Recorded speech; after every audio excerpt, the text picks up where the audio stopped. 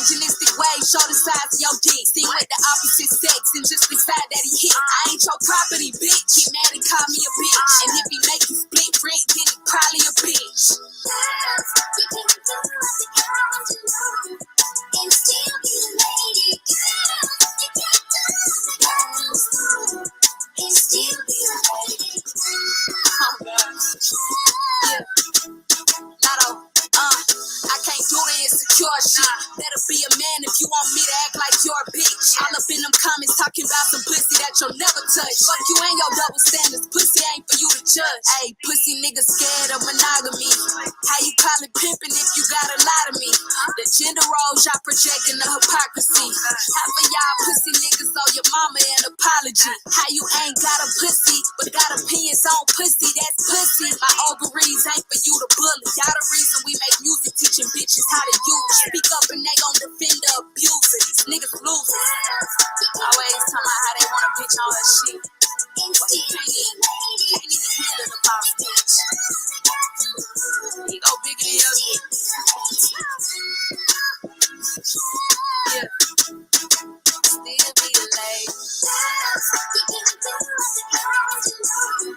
And still be a lady. And still be a lady.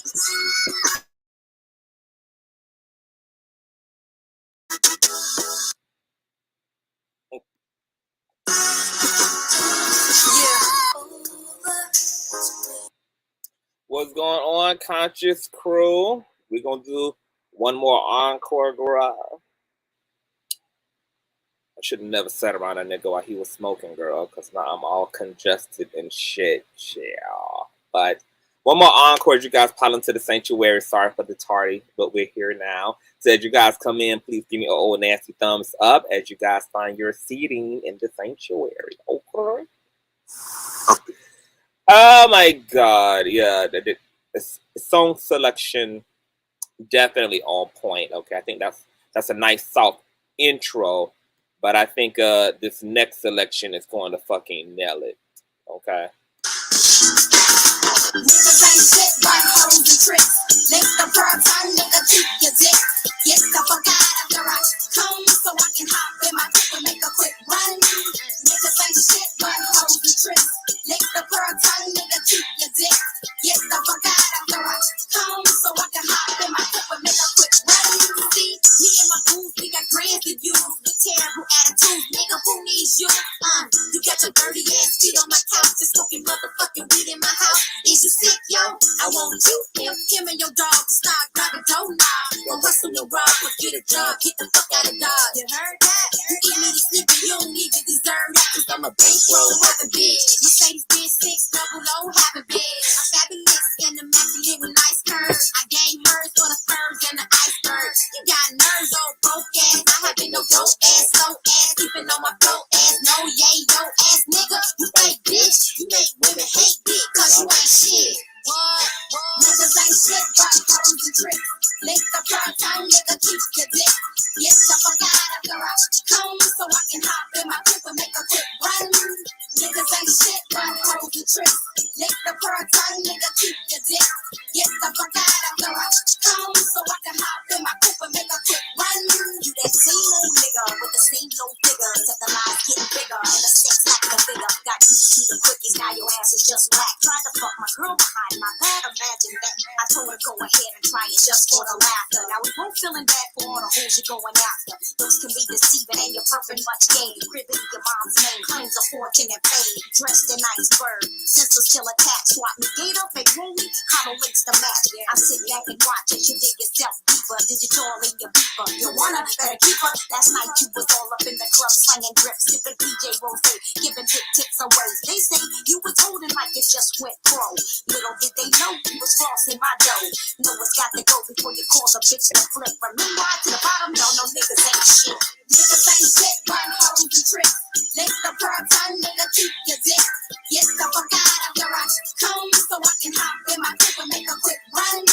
Niggas ain't shit but hoes and tricks. Lick the pearl tongue, nigga, keep your dick.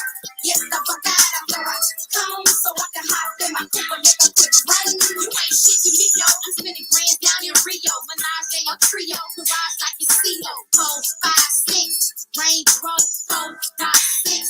I lay low while you hold slide, bitch. You back with ballin' ass niggas ain't shit. Taste the clip, and you pussy niggas ain't shit. Wanna go low on me like a basement? That's why I don't see none of y'all. You better recognize game, bitch, why it's in front of y'all. I don't owe you shit, nigga, you owe me.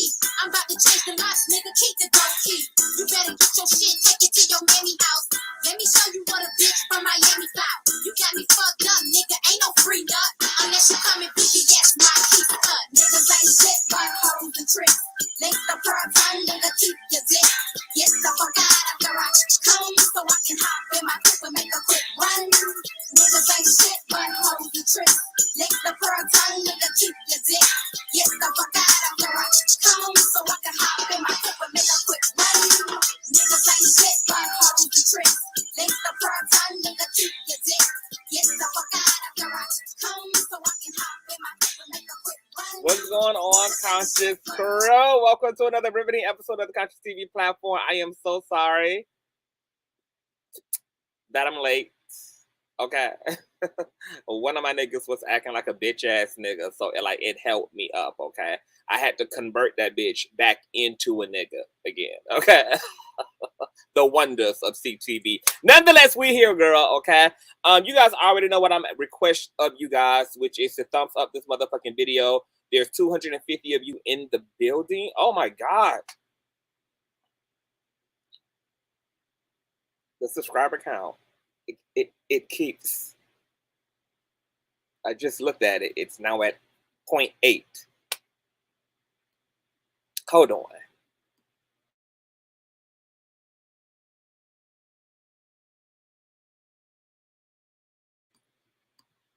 When I tell you I am very, very congested, I just sat in the car with this nigga while he was smoking, girl, and it got me all fucked up, okay? So, I'm going to be muting this stuff when I have to it on out, girl. However, yes, I'm here, okay? Shout out to the new subbies. You guys are amazing. Thank you guys for the love and the support. This is why I tell you guys to thumbs up the video, because when you guys do that, YouTube translate that as desirability around the content, and because the content is, according to you guys, desirable, then YouTube recommends it and splashes it on people's homepage, and then they come over here and say, hey, I'm new here, I'm new here. Whenever you guys see I'm new here, it's because you guys are pressing the thumbs up and supporting the platform directly. So please always like a video. This helps me, and it means so much, and I appreciate you guys, okay? I feel like another cough trying to come, girl. With that being said, if you're new here, subscribe, okay? Because if I like it, you want to love it here. Make sure that all of your notification bells are set to all, because you never know what day or hour the king shall be kinging. And you want to share this stream out, okay?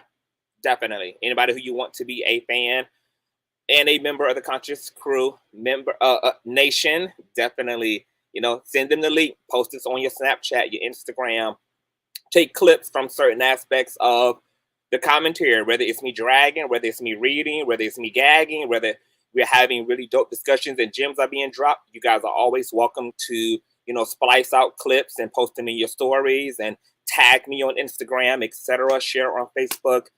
Thank you guys once again. Without further ado, girl, let's go ahead and run this old nasty piece of intro, girl. And we're going to get into it because we have quite a bit of a discussion to get into.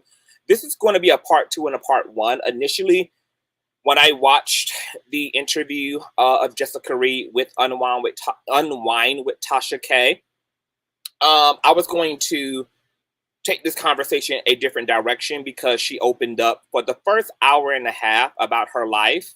And there are so many things worth talking about as it relates to the Black experience, Black families, trauma, sexuality, religion, religiosity, absentee parents. And when I mean absentee parents, I'm talking about like emotionally unavailable, emotionally checked out parents. And this is why you know, on this platform, we always have a discussion around woke parenting and how, especially for Black parents have to remember that their job isn't just to make sure that your kids are alive, that your kids are going to school and getting an education and making sure that food and clothes are on their back. The most essential aspect to parenting is the way you psychologically and emotionally, girl, nurture your kids. Okay, forgive me for the coughing. I already gave y'all a disclaimer, child.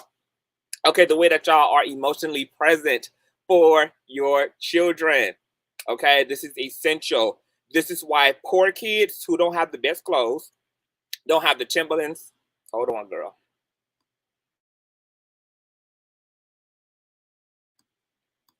I'm gonna be fighting through this commentary, and I don't give a damn, bitch. I'm gonna be fighting, okay?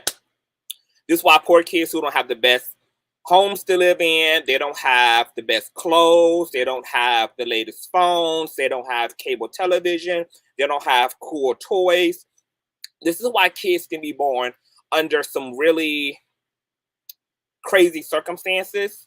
But if they have very present parents who love them, these children can still grow up to be heavyweight success. They can grow up to be titans, grow up to be some of the most famous and talented and creative people that you guys see and support today. Came out of struggle, came out of the hood, came out of single parent households. I always tell single mothers, don't let these niggas tell you that you can't do it alone, because y'all have been doing it alone. Historically, y'all been doing it alone, okay? Most of these strong, amazing, multi-millionaire niggas, okay, are that because they had a mother, a strong Black woman raising them. So don't let these manosphere niggas, these patriarchal niggas, tell y'all something about what y'all have in fact been doing successfully and will continue to do, whether Black fathers stand in the gap and do their part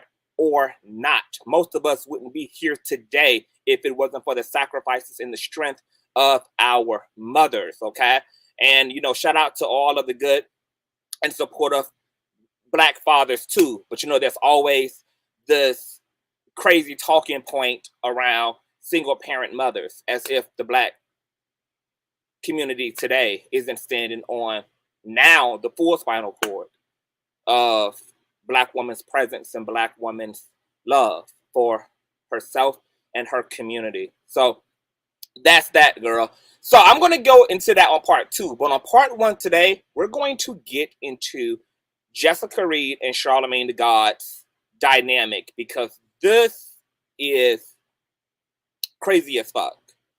And there's a lot of moving parts in Jessica Reid's experience of Charlamagne Tha God, the way the DA moved, and also the way that Charlamagne has responded to what is and has been public record since 2001. So we want to get into a plethora of things, but we want to start with a review of this interview. And I'm going to kind of give an overview of some of the things that Jessica Reid shared in her 3.5-hour interview with UnwineWithTashaK. If you guys want to see the entire interview, go over to UnwineWithTashaK and check it out. It is well worth every freaking hour of it.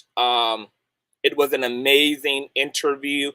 And I know how some of y'all feel about Tasha K. And y'all know that I just had to snatch her wig before I went on vacation, okay? Because she thought she was going to come for the doll. And then the doll had to pull the old nasty reverse Uno card on the bitch, okay?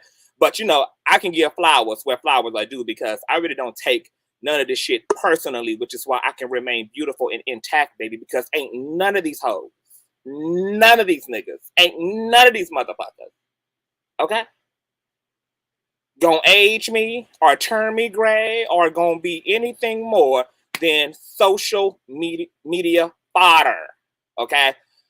I click off this motherfucker and go back to a good life with real folk who I love and are connected to me, okay?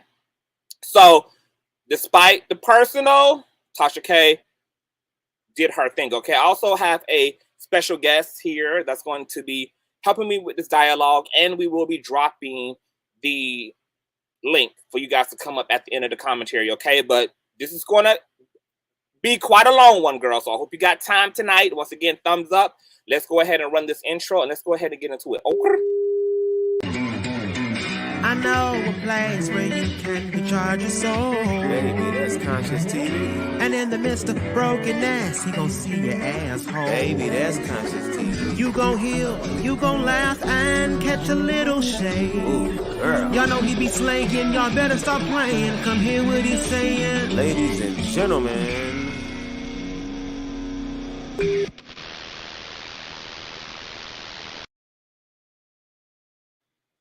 Reckless might pop up tonight. I know you guys have been asking where it's Reckless. I want to make this clear. This is CTV's platform, okay? Reckless is not a regular co-host here. He, has been co-hosting consistently because he wanted to, but this is CTV's platform, baby, okay? So, I don't know where Reckless is from every given moment. He's not necessarily supposed to be here every single setting. He, he works, he has a life, he has commitments, etc. But he may be chiming in tonight. But if you definitely always want to see Reckless Logic, make sure that you are following him over on his YouTube channel, Reckless Logic, and his Instagram page, Strictly Reckless, okay? One of my best niggas, okay? Make sure that you are tuning in and supporting him on his social medias. That's where it really counts, because his channel don't improve necessarily because y'all seeing him over here. Y'all also got to support him over there, okay? For all of y'all who love Reckless indeed. But Reckless is washing his pussy, I believe, right now. I told y'all Reckless around here destroying the nuclear family, sleeping with these women's husbands and pastors, and meeting all these so-called straight men off Jack and Tinder and shit, girl. So he always has to wash the stain of sin off of him on every given night, okay? So after he's done sandblasting that pussy, he gonna throw on some fresh draws and shit, girl, and then he'll be up in here at some point in time, okay? In the middle, girl. So he say he coming, child, okay? So y'all just keep him and that ass in prayer, girl. Let me also bring up one of my other close friends and favorite content creators, Knockout Media. What's going on, sir? Hey, what's up, man? What's going on? I thought you forgot about me. I was like, okay. No, I didn't. I had to make it up to the people because I had them waiting for like 45 minutes, and yeah, no, I'm Gucci. I might be experiencing some secondhand hotness too, but that's a story for another day as well. Hopefully, I'll be a regular thing. Hopefully. All right. How you doing? Are you first of all, how are you doing? I'm all right. I mean, shit, I can't complain. I'm still alive. I'm still breathing. I woke up today. God is good. God is good. Yeah. Did you get an opportunity to see this interview? I had watched up to a point. I have a thing with watching people cry. It like gets to me. So once you start to really get emotional, I had to kind of check out. But I had got the bulk of it. Like you said, the first hour and a half was her just kind of bringing up how she was brought up, and then when she got to the party and going to his dad's house and all that, it was like, damn, shit got real. Mm-hmm. Yeah, a lot happened. Very triggering interview. But I understood why they had to press the gas the way that they did, and Jessica Reid had to push through. There's a lot of people who were victimized at different points in time in our history where victimization in certain ways wasn't even seen as victimization. And so I just find it very interesting that we're living at a time where our social climate has thickened and where there's a bit more intelligence and nuance and seriousness taken around certain issues. And as a result, a lot of people who've been victimized, by people that they know, people in power, people who are famous, are able to really strike now and get some type of justice and vindication for themselves. And we're even seeing that as it relates to the Tiffany Haddish and Aries Spears case, even though these are accusations right now.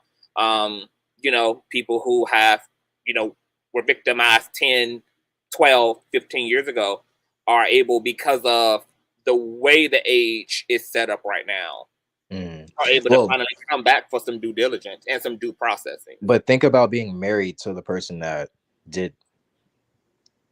caused this trauma to you. You know what I mean? That to me is really heavy.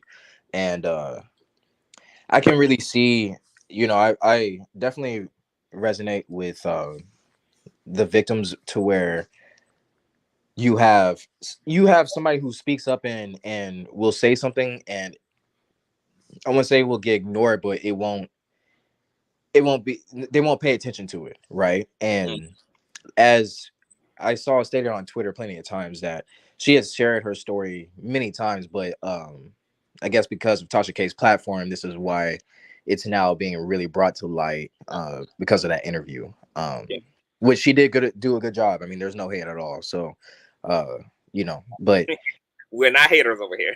no, definitely not. But we can cut people out and still fold their clothes and tell them to get their ass to the dinner table and eat macaroni and cheese. No shade. Now, speaking of Tasha K, I want to say that Tasha K is a prime example of one of those people that even a wrong-ass clock will be right twice a day. There are times where Tasha K really gets it right, and this is how you know the creator is real. Because it's like, oh, God, you know, God is real. God is real, because God can take a wrong motherfucker and use them for a righteous purpose every now and again. You know, when God is struggling to find, you know, employees out here on the field, because the scriptures say that, you know, the field is plentiful, but the laborers are few. And so sometimes when righteous laborers, you know, are asleep on the job and they preoccupied and they distracted, you know, God got to get to fidgeting around and seeing what type of wrong, sinful motherfucker he can use for his will. And in this case, that was Tasha K. You know, it was Tasha K. And let me say this too. There were things that Tasha K said in this interview that gave me a deeper insight into Tasha K's psyche.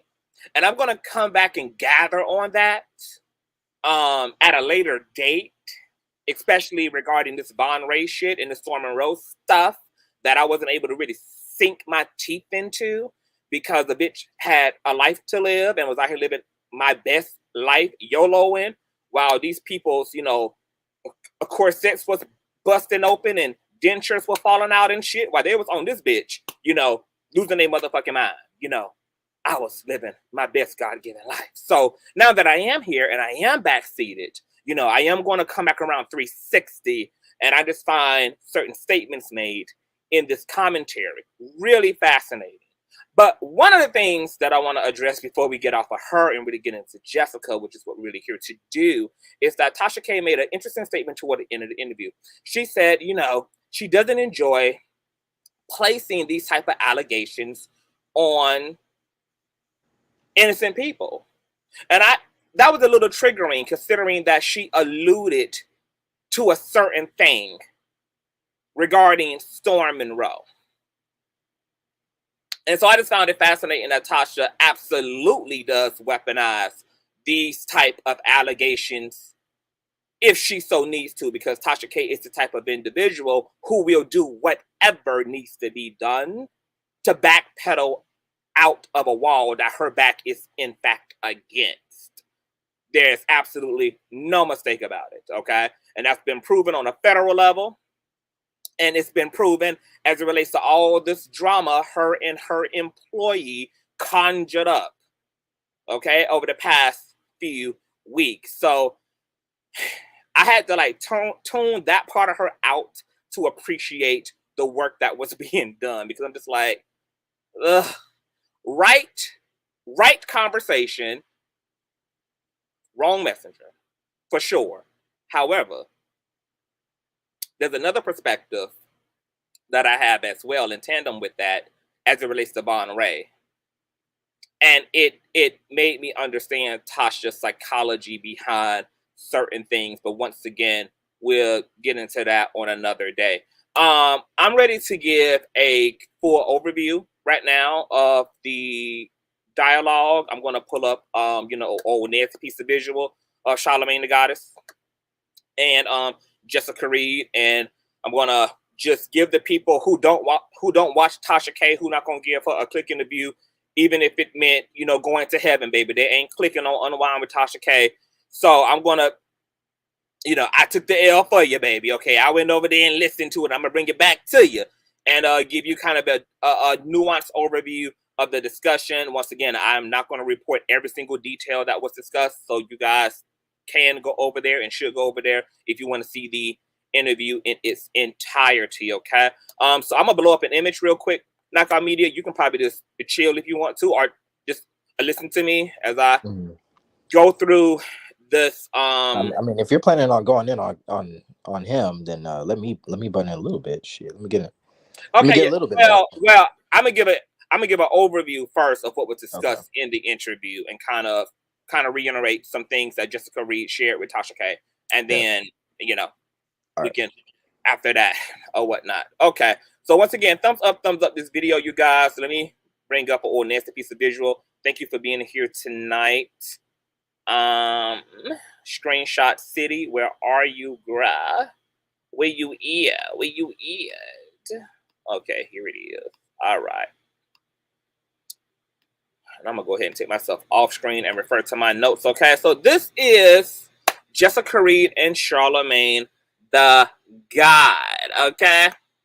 Now, blogger Unwind with Tasha K. Matter of fact, let me go ahead and read from my description before we get into this interview.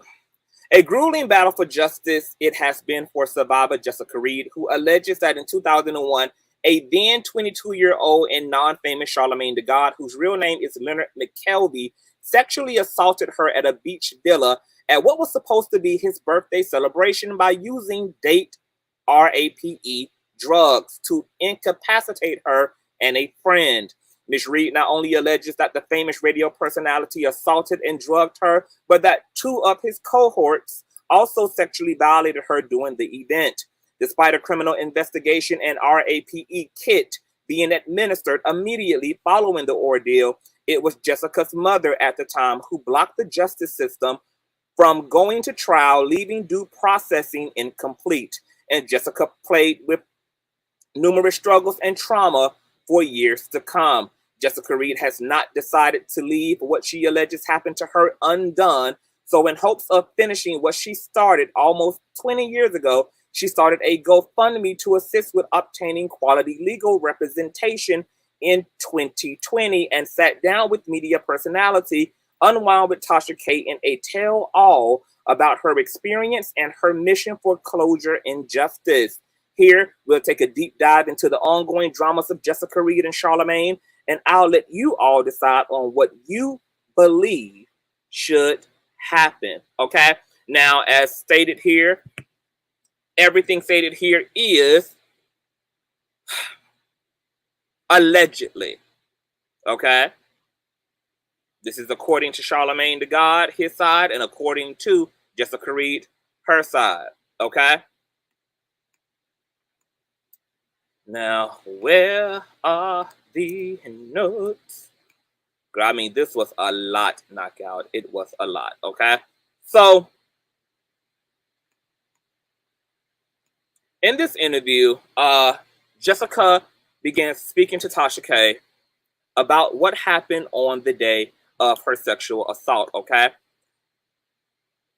Matter of fact, actually, see, I got all my notes here. Hold on, y'all. Hold on. Okay. So, as Knockout Media said, an hour and a half into the interview, the Charlamagne piece then rolls in, okay? Now, Jessica alleges that she had only known Charlamagne for a few months before the alleged sexual assault took place. She met Charlamagne through a friend of his named Rico, who she met through her best friend Shaniqua at the time. They all hung out a few times as a trio, and one night while they were out, Rico stopped by a radio station to holler at his friend Charlamagne, and they all went into the radio station, and that's how she initially met Charlamagne. She says that during that initial encounter, because she was kind of over the day, it had been a long day and she was kind of ready to go home, she was a bit standoffish and not really engaging Charlamagne despite his attempts at socializing with her. upon her sitting in her presence and seemingly being off-putting, that did not keep Charlamagne from giving her flirty and thirsty ass looks when she would make contact with him. And she also reports that even in that initial encounter, that she was uncomfortable by those innuendos, okay? Now, a few days later, Jessica alleges that Charlamagne called her and she assumed that Rico, his friend, is the one who had given him her number. And during that conversation, she believed he expressed interest in her, and she expressed that she wasn't really interested romantically. She was only 15 at the time. And she said he told her that he was 18 at the time when he was in fact 22 years old.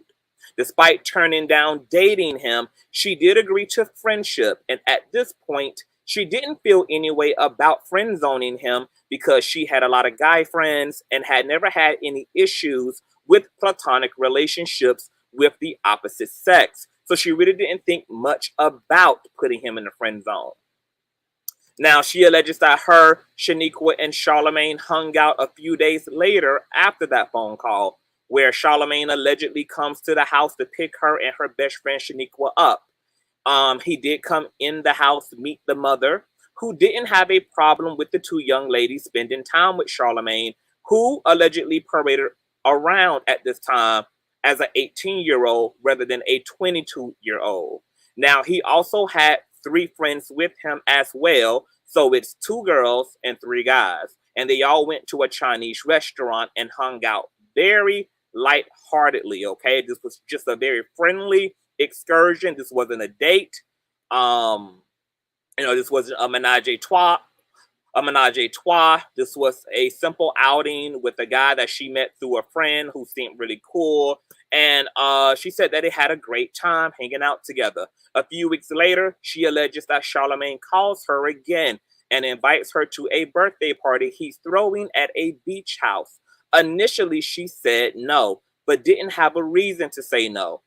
And he had hyped up the event, and she eventually agreed to go. And she, in fact, invited Shaniqua to go along with her because she didn't want to go by herself. But she ended up not being able to go. So Jessica invited Malika to go with her, who is her brother's ex-fiance and baby mother.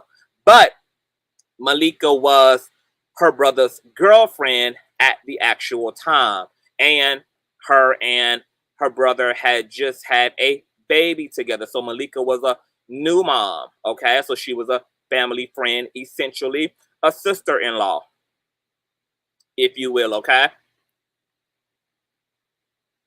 Now, Malika was 18 at the time. Jessica's 15. Charlamagne Tha God is 22, but he's pretending to be 18, according to Jessica. Now, when they both told Jessica's brother that they were going to the Charlamagne birthday extravaganza, her brother told them that he didn't want them to go and didn't think it was a good idea, but they decided to go anyway. She wore a beach dress with a pair of wedge sandals to the event.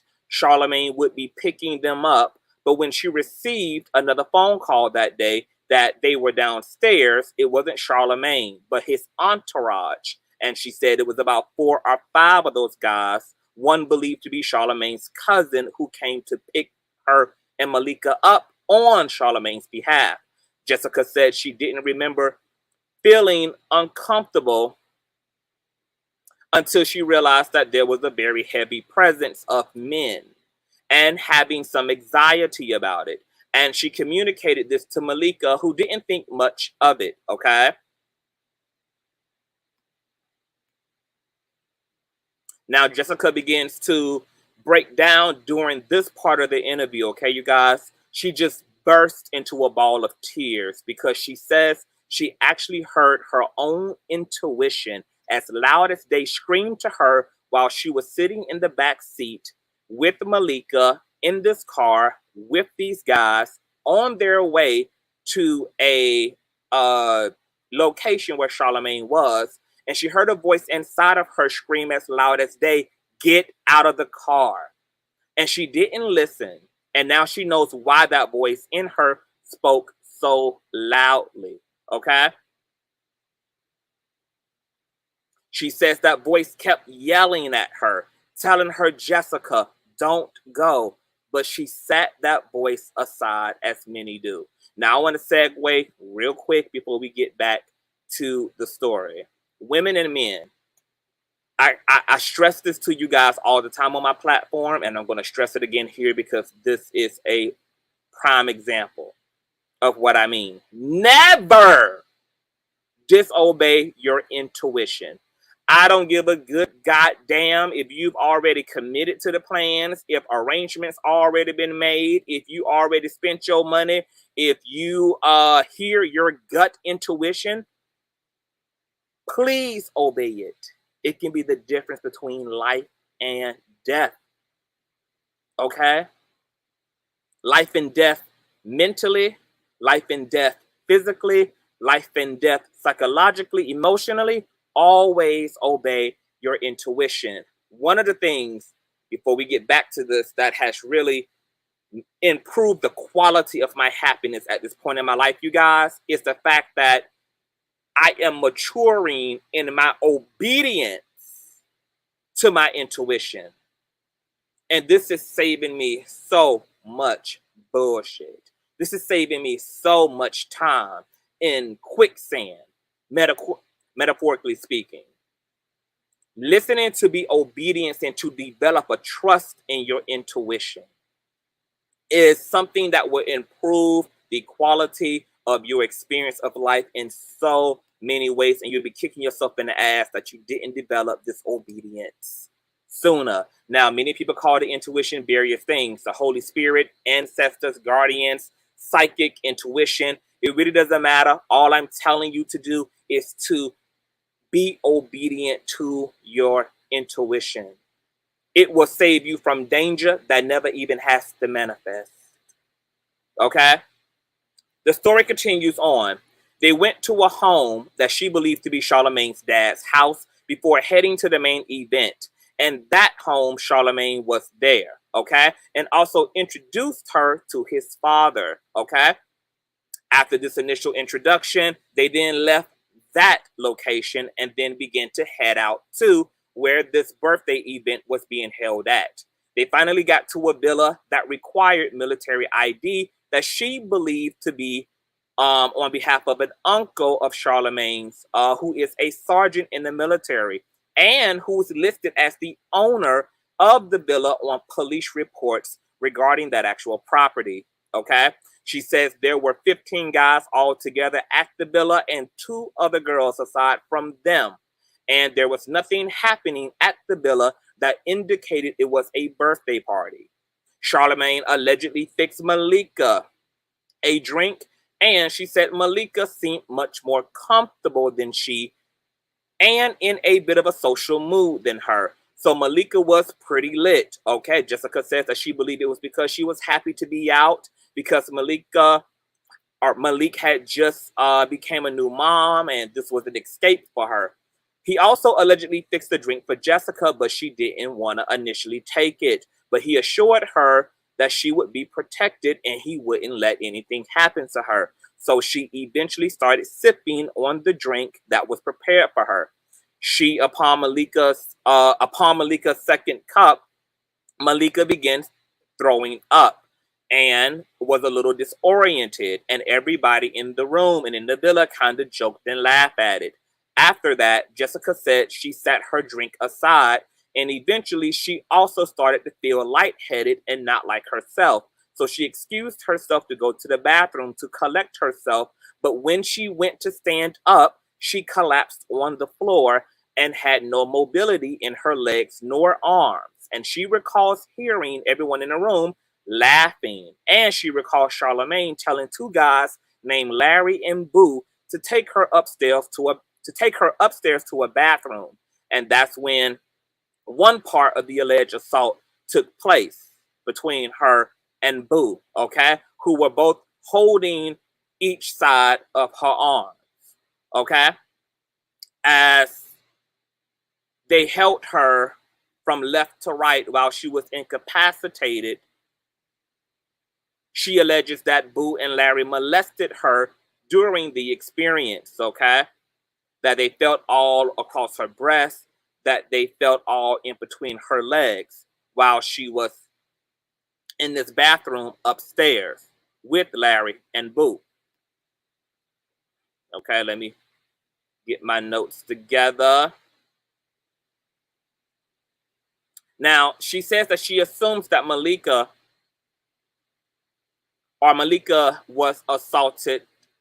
She assumes that Malika was meant to be assaulted fully as well, but because Malika had thrown up so much and had a allergic reaction to whatever the drug was allegedly in the drink, that she was able to recover faster in real time, okay, than Jessica was, who at this point was incapacitated without mobility on the bathroom floor upstairs. Malika was downstairs allegedly doing this ordeal. Okay? Now, Jessica says after some time on the floor in the bathroom that Larry did transfer her to the bed, which was across from the bathroom, and that Larry also allegedly tried to have intercourse with her, but she was able to put up a bit of a fight at that time, and luckily Larry took to the defensive posture and eventually left her alone and left the room. After what felt like forever to Jessica in this bedroom in the dark, Charlemagne, she alleges, eventually enters the room and got on top of her, and she recalls his body weight being very heavy. She said because Charlemagne was heavier in density than Larry, that she wasn't able to roll out of the position like she did with Larry, so she felt powerless and subjected to Charlemagne. Now, Jessica at this point is in the interview objecting to going into graphic detail about what all took place in that room with Charlemagne. She felt triggered. She felt invaded to the point that she asked Tasha if she had to speak about the details of that moment. And I just want to say, Jessica, you don't have to ask that of anyone. You don't have to do anything you don't desire to do. That's your power now, and it's your power always. Tasha didn't tell her no. She didn't have to. Instead, Tasha asked her if she wanted to take a break. Jessica said yes. Eventually, the interview picks up again, and she recalls Charlemagne being on top of her allegedly. She also recalls him trying to make her give him fellatio.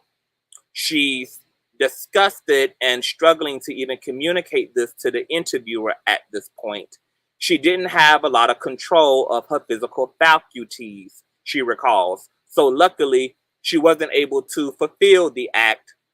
However, Charlemagne allegedly placed her on her back and performed oral sodomy on her. And I'm going to use that term rather than oral sex because sex implies consensual, but this was not consensual. It was forced and coerced physical assault.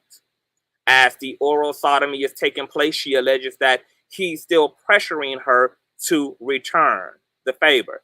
After he's done orally, he whispers in her ear, according to her, and says, quote, "Didn't I tell you I was going to take care of you?"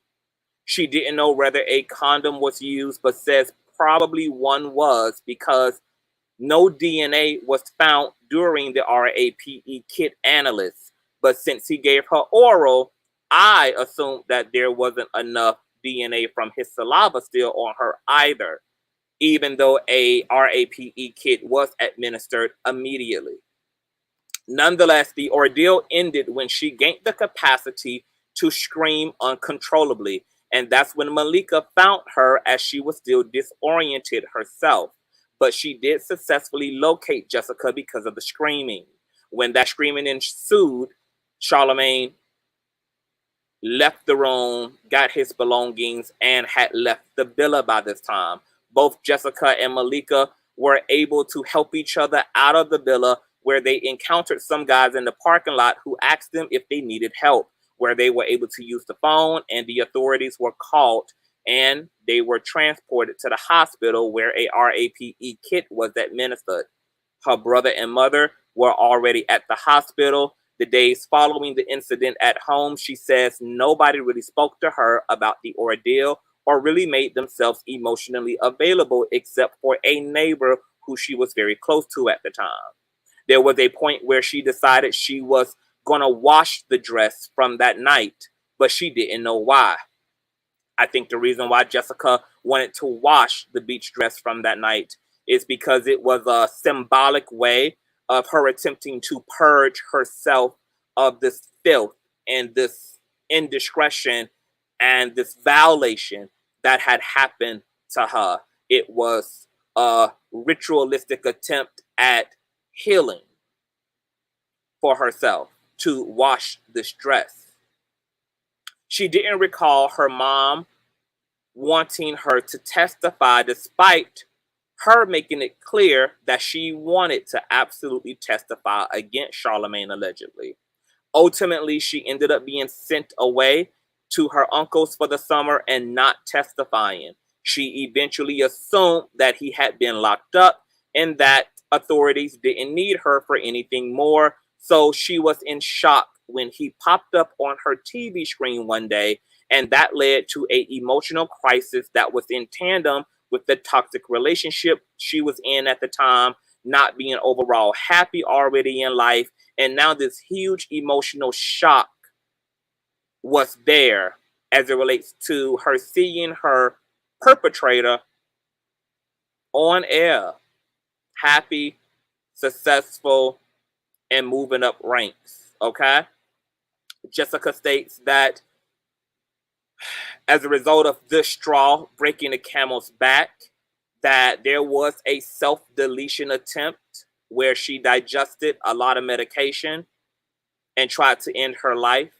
Eventually, her mom, years and years and years and years and years later, would find the strength to support justice for Jessica. And ever since that awakening, they've been seeking that justice as a team. Now,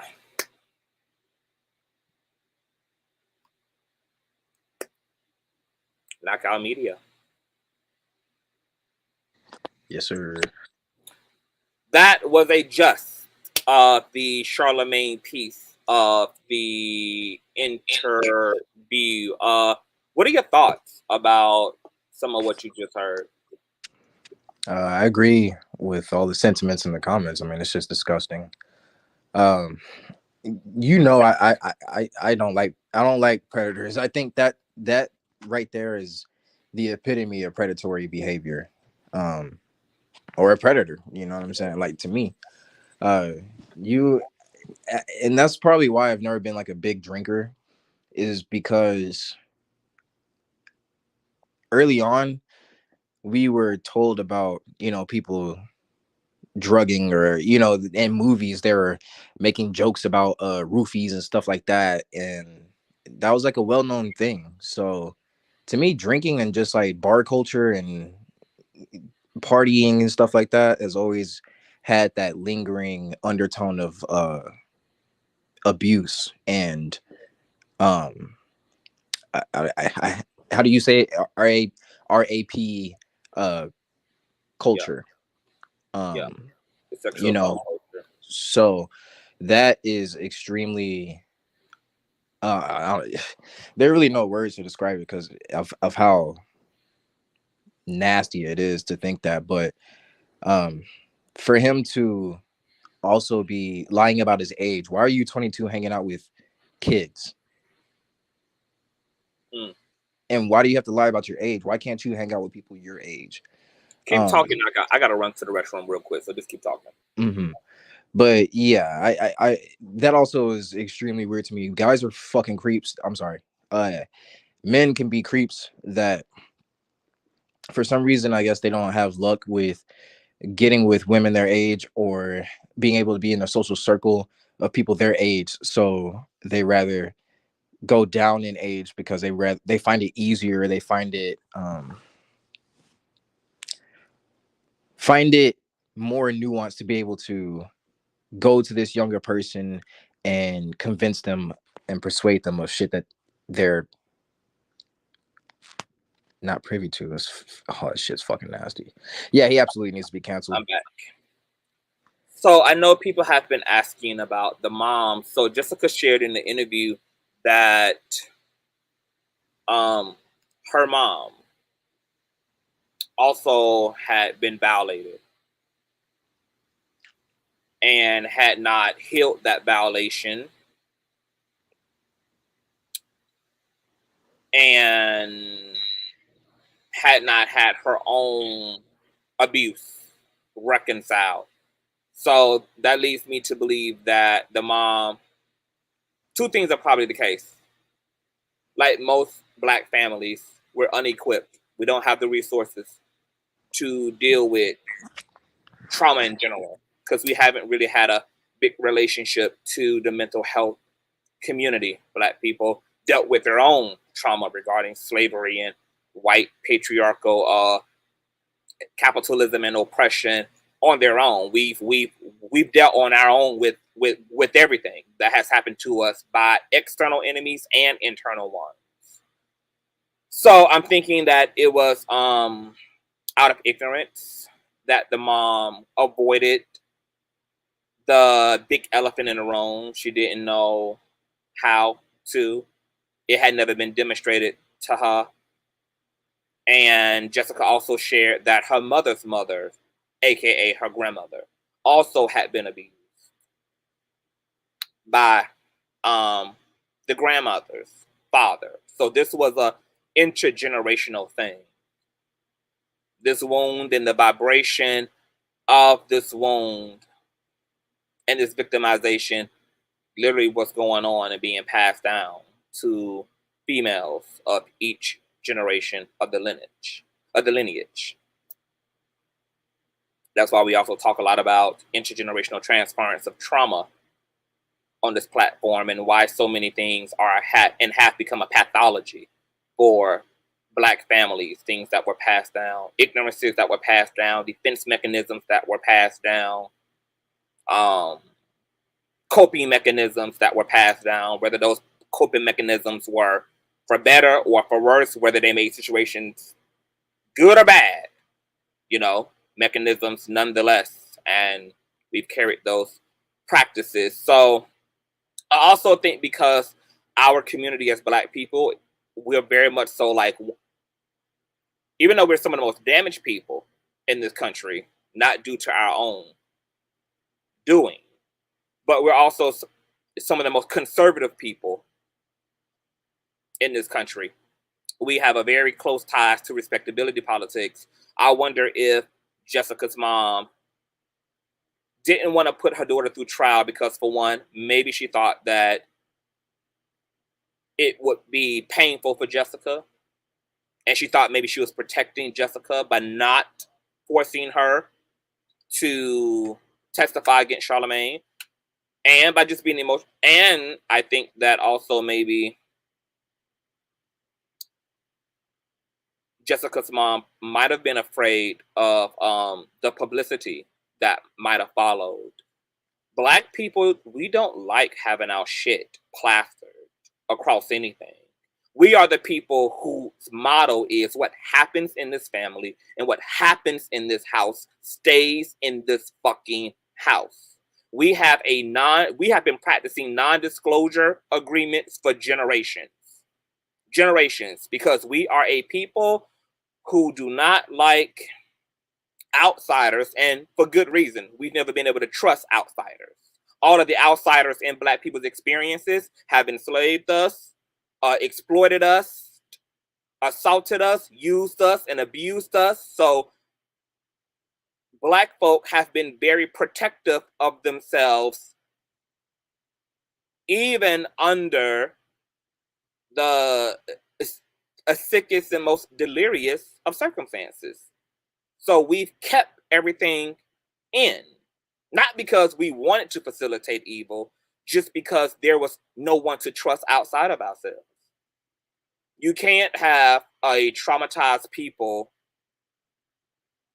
living in a system where the people who are oppressing them create a criminal justice system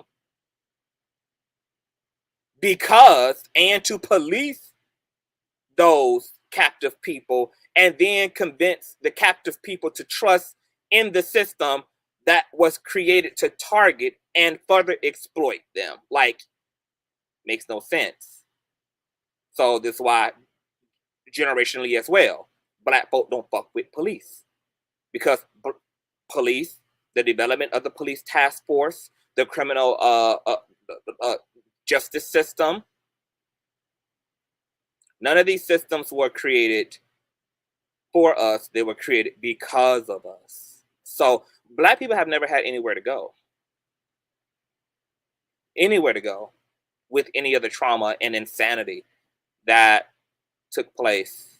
And so we cope by sweeping shit under the rug, just numbing ourselves, shutting down, and adapting to our circumstances.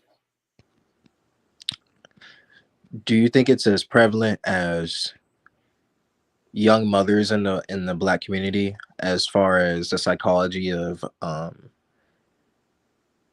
the social dynamic? Say like the grandmother goes through it, the mother goes through it, and now the daughter goes through it.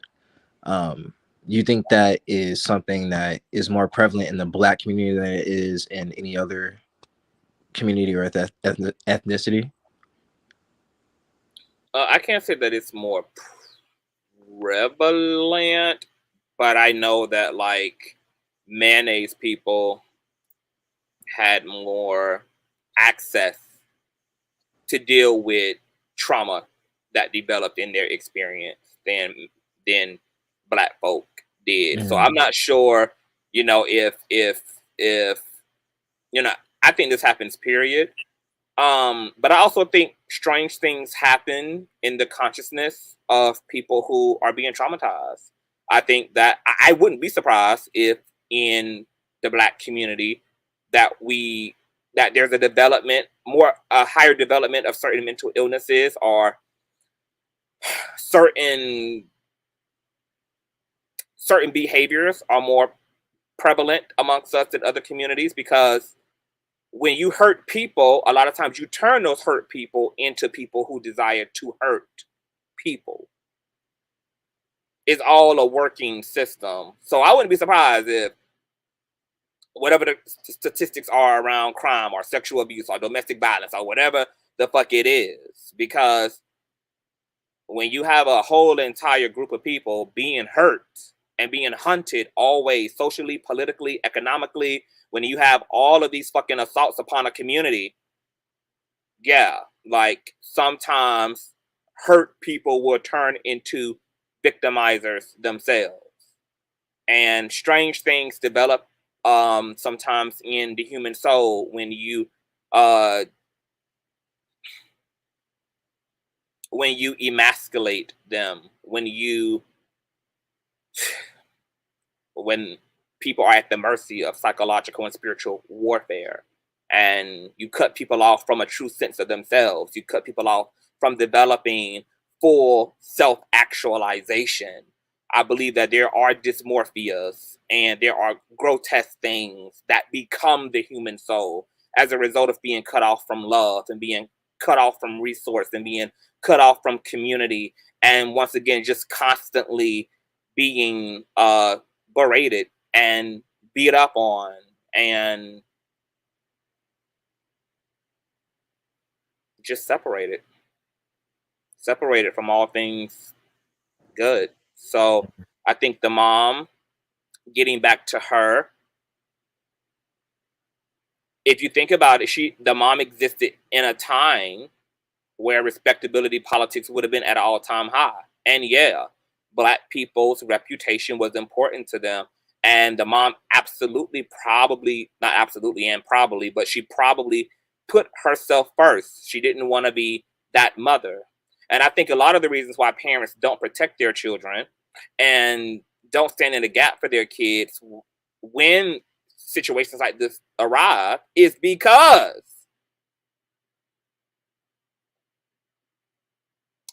parents a lot of times feel like they will be made responsible for what has happened. And parents don't know how to escape or avoid that shame. and that sense of blame. And they don't want to experience any of the social repercussions that come when things like this happen to your children, because parents probably are already dealing with a lot regarding just with what has happened. And now you have the crucifying and the witch hunt against you by your surrounding community. And But so, see, yeah, people will that stand in their egos, and even parents will choose their egos, aka their reputation and their social standing, in place of standing in the gap for their kids. And but it's see fucked that up. And how powerful social constructs and respectability politics are. People really believe in the way people see them. People really believe this. This is why insecurities are a real thing. People actually believe that there's some inherent value in what the fuck another motherfucker thinks about you.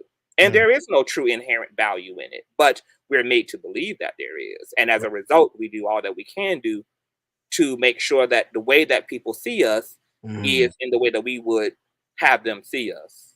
But see, how I feel about the mom is I'll piggyback off the sentiments that Larry shared the other night. You have to be there to protect your kids no matter what, right? You have to be present, you have to be there and take responsibility even if you weren't there, or even if something happened that was out of your control, right? You have to be able to take responsibility and be there and listen to your child and be able to like I mean, the thing is I'm not a parent, so it's hard for me to really conceptualize the meaning of being a parent, of parenthood, right? Raising dogs is not the same as raising a child, but I could definitely get the sentiment of protection and wanting to be there so that way your child doesn't experience things like this, or if they do, you're there to be able to assume the responsibility of the parent and take ownership of being there. Yeah. And we have a lot of, I agree, like, but I think that parents need help, because we have the prime example of the accusations against Tiffany Haddish and Aries Spears, where the mom has now experienced a total mental health crisis and cannot even properly mother her daughter or her son because of the internalized shame and guilt she felt by developing a very close relationship to Tiffany Haddish, and then the betrayal of that trust, and then the lingering trauma that her kids have had to suffer with. And that's why the now 22-year-old daughter has had to take legal guardianship and custody over her younger brother. And so I do believe in parents taking full responsibility, but I think that because of how easy it is, because we're so in touch with our egos, to fall into shame, it's problematic just telling parents to take full responsibility for whatever, especially if you are a parent who is doing everything within your power to, protect your children, and unforeseen things still come about as a result. And so I think, parents, honestly, most parents need to fucking take parenting classes, because people are not practicing any type of, people don't have any information. People are just having kids, and then now parents, and and all that they have is what they've seen from around them, or what they believe is the way for proper parenting. But most people need to get very clear with themselves and clear their own shit up, and to definitely take some goddamn parenting courses and information before they bring children into the world, because you're bringing them into God knows what, and you're going to be responsible for helping them to navigate whatever their experiences are. Now, we have a lot of shit to continue to get into as well. I know you guys are asking about the father. Jessica also revealed in the interview that her father died of AIDS. He was a heroin user, and he contracted AIDS allegedly through needles and sharing of needles.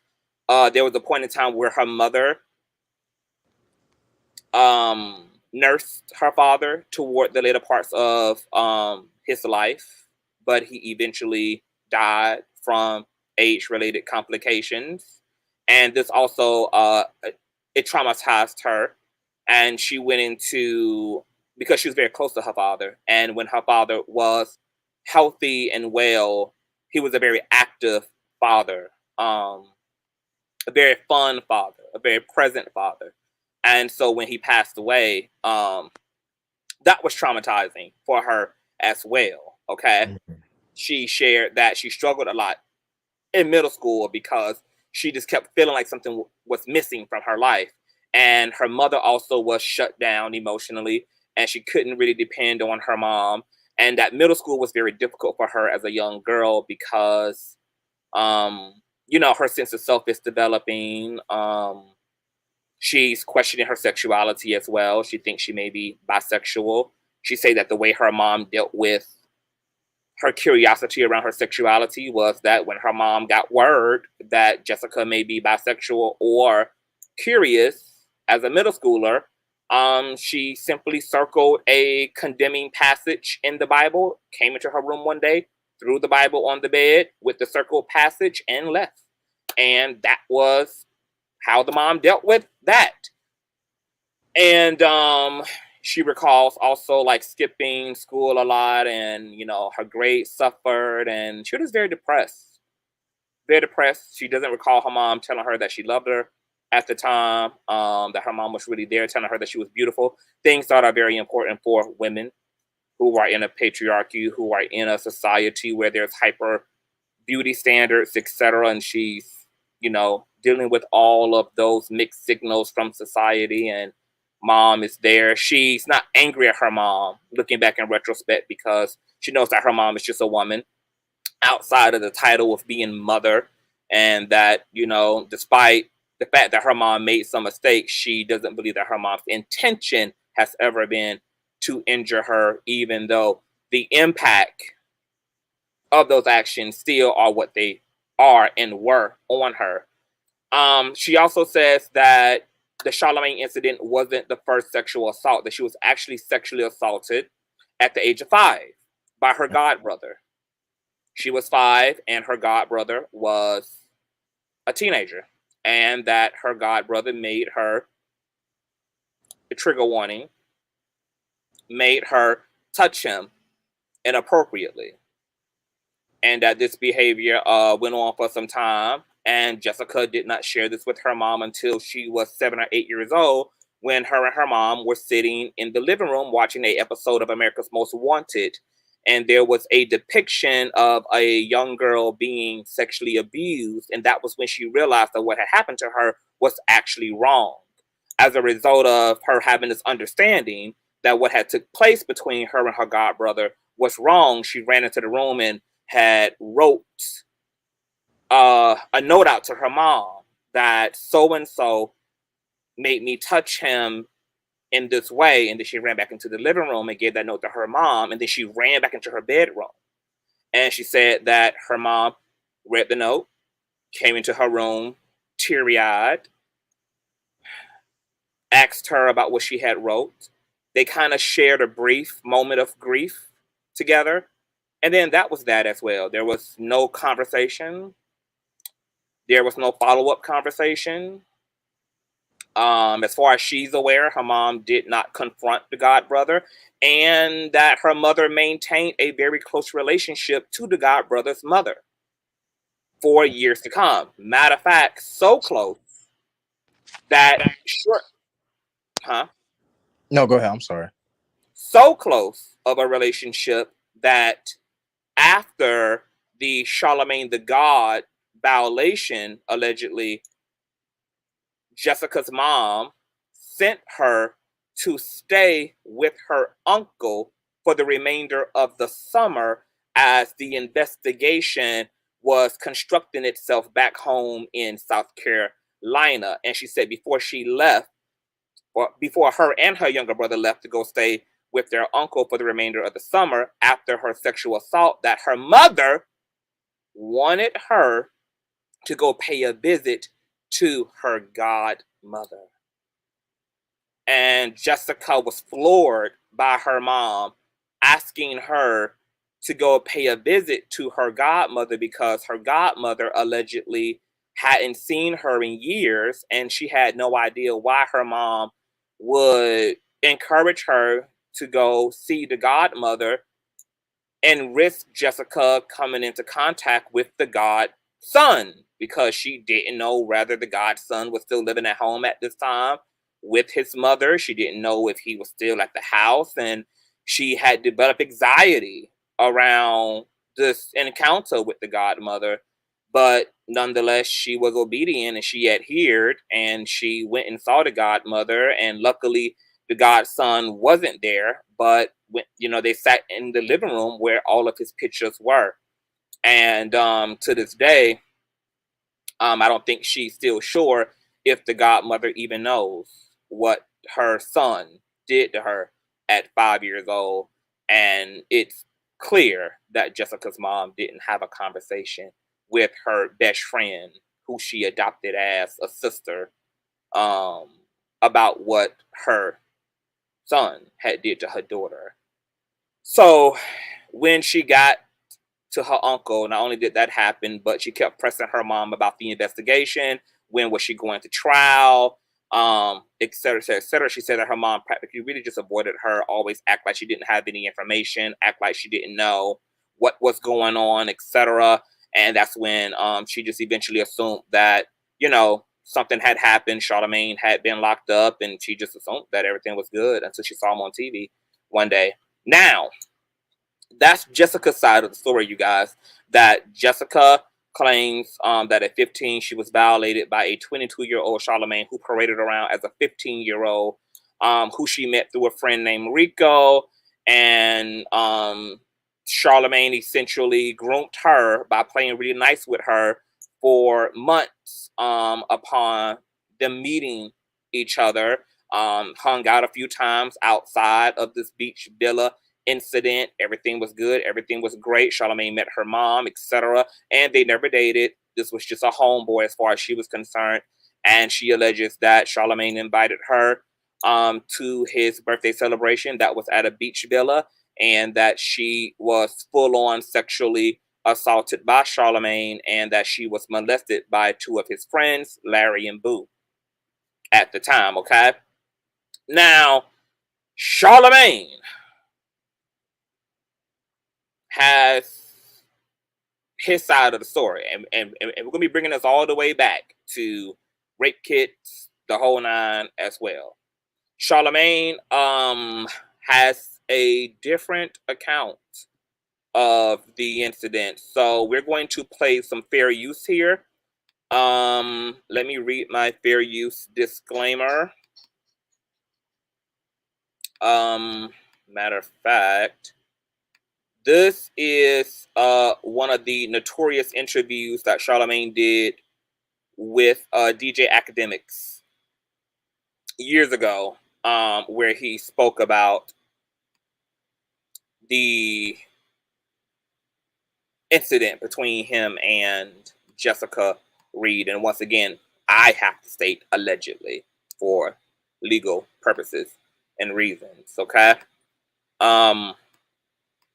Before we listen to some of this footage and audio is covered by copyright disclaimer under Section 107 of the Copyright Act of 1976. Allowance is made for fair use for purposes such as criticism, comment, news reporting, teaching, scholarship, education, and research. Fair use is a use permitted by copyright statute that might otherwise be infringing, okay?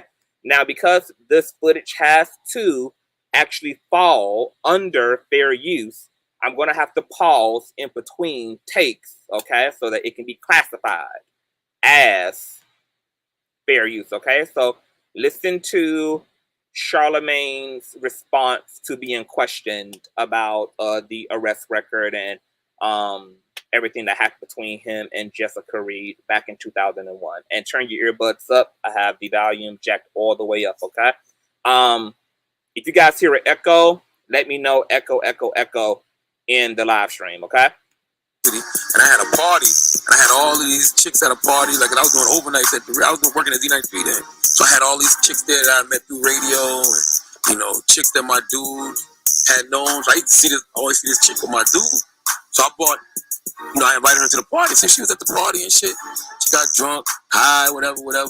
Something happened in the room with a couple of my dudes. I'm asking them, did they mess with the chick, you know, after the fact, after she pressed charges? And they was like, no. But they was like, yo, she's bugging. I remember the night of, they was like, yo, she's in here bugging out. She's kicking over the TV and she's trying to set shit on fire. I'm like, what the fuck? I had left. Can you guys hear this so far? Is the audio clear? If you can hear everything and everything is clear, please give me a 1. If the audio sounds clear, okay? Give me a 1 in the chat. After I get confirmation, I will proceed.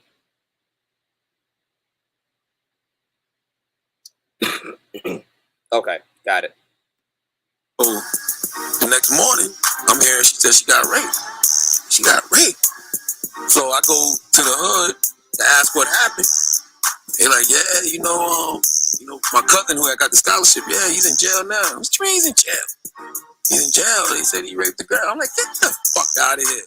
I go down to the jailhouse, talk to the detective myself. No, they ain't got no one for me. I just told the detective, like, hey, look, I take full responsibility for anything that happened in the house last night. You gonna take the case? No, but I told her, I said, as far as I know, because I asked around, did anybody fuck up? I'm like, yo, nobody got raped, yada, yada, yada. They didn't even have my cousin in custody. My other cousins was fucking with me. Because they was mad they didn't get invited to the party. Hating ass motherfuckers. So my cousin wasn't even in custody. So I went down to the jailhouse for nothing. So I'm like, I take full responsibility for everything, you know. So right now, Charlamagne is claiming that he wasn't even there, that he had no sexual contact with Jessica, that he was the one told that there had been an incident, okay, that allegedly involved his cousin, and he said he did his line of questioning, asking the guys if they had sex with her or if they had RAPED'd her, and he's claiming no, and he's saying that he was a virtuous person who turned himself in and cooperated with police because he felt like it was his party and it was his due diligence to take responsibility for whatever had happened to anyone at the party. This is his side of the event, so we're going to continue to listen to this. Bought the alcohol. He was like, well, you're not even of age for alcohol.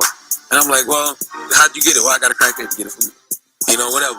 We're not there copping out, please. Yeah, they had to do shit. Yeah. So 2 weeks later, they come and arrest me for criminal sexual conduct with a minor. So I had to get blood and hair follicles. Oh, you going down there to initially explain it? They ain't had nobody else depending on.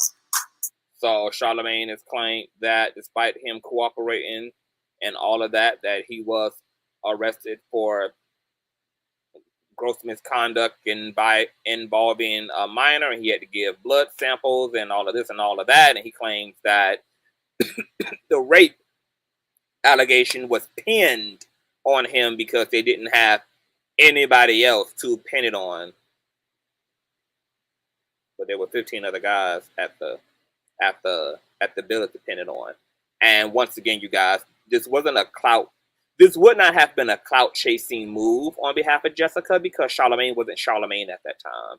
He wasn't who we now know he is. He wasn't famous. He wasn't rich. He wasn't wealthy. He wasn't on TV. He wasn't in mainstream media. He was just another nigga from ratchet country ass bumpkin, South Carolina. Okay, he was, you know, from Huckleberry, South Carolina and shit. Okay, so yeah, but let's listen on. Being that I went down there and took full responsibility, lock him up. Did it get through? You got indicted on it and everything, or now with the I went to court. With the court, they reduced the charges to like contributing to the delinquency of a minor because I had to give blood and all, you know, DNA samples, and it wasn't me. Whoever touched it wasn't me. So you didn't get no jail time over that? Nah, I got like probation, 4 or 5 months probation or something like that. Man. Something like that's so. I mean. So that's the reason I don't play those games with females. I don't play games like that. Like, if I'm kicking it with you, I'm kicking it with you. I'm not bringing no randoms over. Somebody I just met from the club.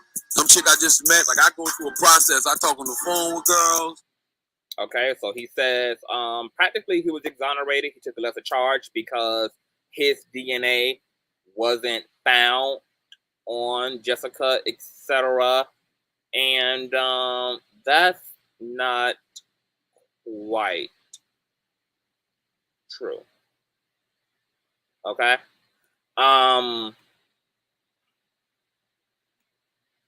Let's listen to what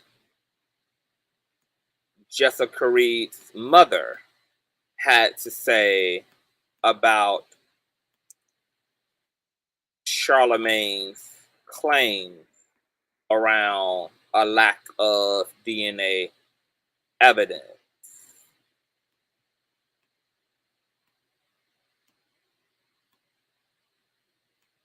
Let me pull up my screen, you guys.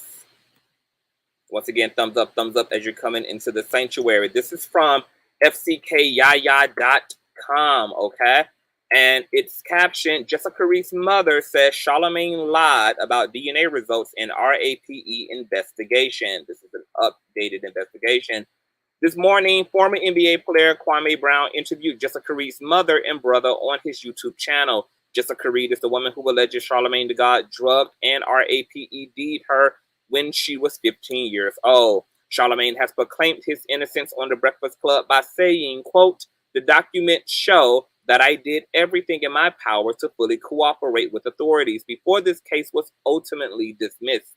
And to be honest with you, the past few weeks have really made me regret helping to create an environment that allows something like this to take place. But I cannot take responsibility for a crime I did not commit. But most importantly, I am praying for healing for the victim." The article goes on to say that the documents he is talking about are alleged results from Jessica's RAPE kit, where he claims his DNA was not found. This is the argument Charlemagne supporters have used against those supporting Jessica Reid. Well, Jessica Reid's mother confirms that Choke No Joke had reported when this argument came up in the past. After Jessica's mother saw her daughter's mental state following the brutal attack, she made the hard decision not to allow Jessica to testify. So for those of you who were wondering why the mom made the decisions that she did, according to the mom who interviewed on Kwame Brown's YouTube channel, she felt that it would be more difficult for her daughter emotionally, okay? Since the victim was not cooperating, the DA did not feel compelled to test DNA for a case that was not going to trial. It was also a cost-saving decision since those tests are not free. So while we still can't say Charlemagne's DNA was found, we also can't say it wasn't because there was never any test completed to clear him, according to what I understand from Jessica's mother and Choke No Joke. If Jessica was allowed to testify, no telling where Charlamagne would be right now. He did not get a lesser charge due to a lack of evidence. It was a lack of victim willingness to cooperate. It goes on to say that I support Jessica and her family in getting the truth out, no matter how long ago this incident happened. Okay. We're also going to get into the test results of the RAPE kit here as well. Now, also, some of the verbiage is kind of a misnomer as well, because it wasn't a lack of cooperation on Jessica's part. It was a lack of cooperation on her mother's part, who was the legal guardian of her at the time, who sent her away and made sure that she could avoid trial and any further involvement in the criminal investigation against Charlamagne Tha God. Jessica was adamant about testifying, and she was adamant about fully cooperating with authorities and police and the so-called criminal justice system. It was her mom who blocked all of that. Okay, but because when you are a minor and underage, your parents act and speak on your behalf, okay? But I just want to make sure to clear that up. Also, let's see if this link here even works. Okay, here it is. So this is a soundbite from Kwame Brown's interview with Jessica Reid's mother. This also is covered in fair use. Shout out to Kwame Brown. He's a subscriber here. He's been in the chats numerous times throughout the past year.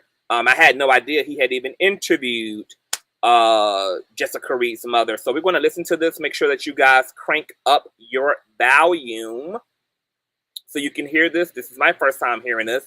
And I want to cite this copyright disclaimer one more time before we run this beautiful bean footage. Copyright disclaimer under Section 107 of the Copyright Act of 1976. Allowance is made for fair use for purposes such as criticism, comment, news reporting, teaching, scholarship, education, and research. Fair use is a use permitted by copyright statute that might otherwise be infringing. Let's go ahead and press play. And if you guys are hearing the audio echo free, please give me a 1 if everything sounds fine to you. Really tell everyone the reason he was able to take a plea to the lesser crime. It had nothing to do with the DNA, because the DNA is inconclusive. There was no analysis performed. He did not take the higher charge, couldn't be given the higher charge because the victim was uncooperative. My daughter, 15 years old, was traumatized after that incident. She was traumatized. I don't think I can explain to you the severity of this. I don't think I can explain the pain that she went through and that her family went through on June 8th, 2001.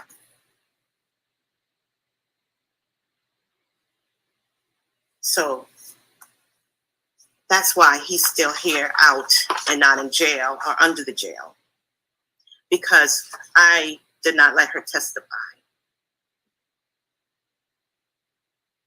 Because when I went in that emergency room and saw my daughter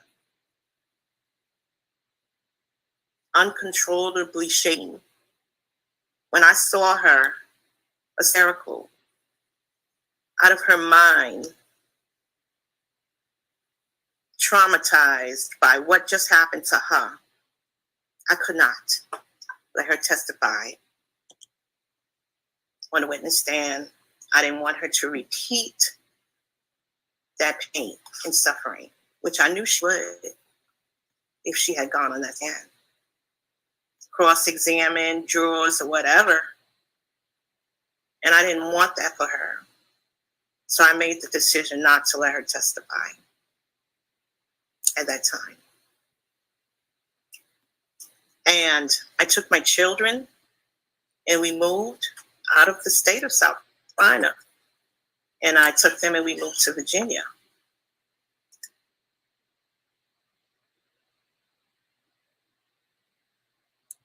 So you guys just heard from the mom, okay? She owns up to the fact that she kept her daughter from testifying because she personally believed that it would have been further traumatizing for Jessica. So Jessica was not the one who was uncooperative, okay? Due processing was hindered because of her mom, okay? Now,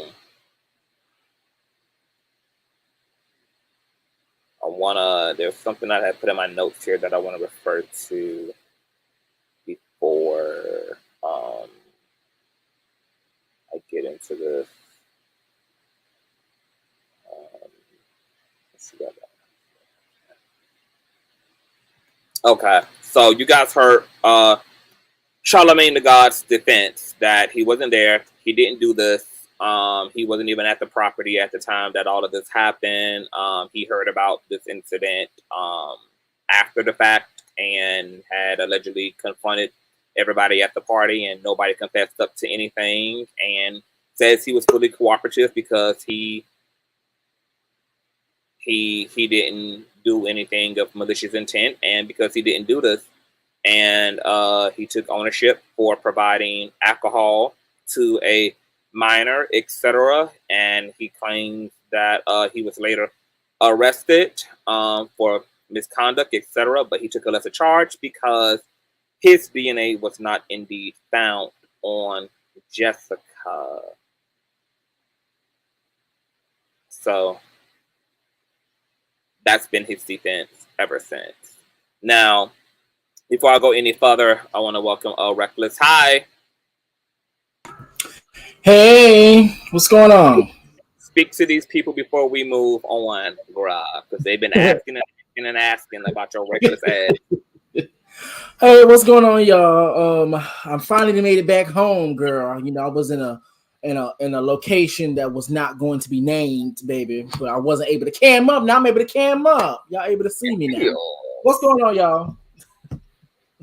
Well, I'm happy to have you here. We are in the middle of scourging through the details surrounding Jessica Reid and Charlemagne's situation. So I'm going to now refer to the police report, because remember, you guys, upon Jessica and Malik being able to leave the house, they were able to call the police to the scene and then immediately be taken and transported to a hospital where they could be treated and where a RAPE kit could be administered. So I'm going to refer now to some of the screenshots from that initial police report. I'm going to put the entire police report over in Patreon. So for those of you who already are in Patreon, you get to see this full report for yourself, as well as the affidavit and all of that good jazz.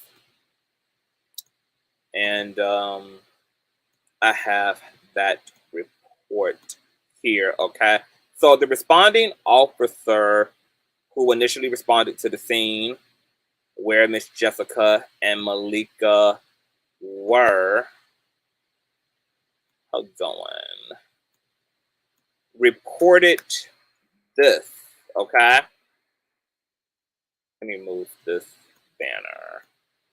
Okay, he reported that on the above date and time, this deputy responded to Short Stay Naval Recreational Center, Villa number 30, in reference to a possible RAPE. Upon arrival, this deputy and Reserve Deputy Thomas met with Short Stay Security, C. Dangerfield, and advised him of the situation. Both units then proceeded to Villa number 30, where we found two black females sitting in front of the two-story rental unit. Upon approaching the two women, I noticed a black in color Mercedes-Benz with three black males in it.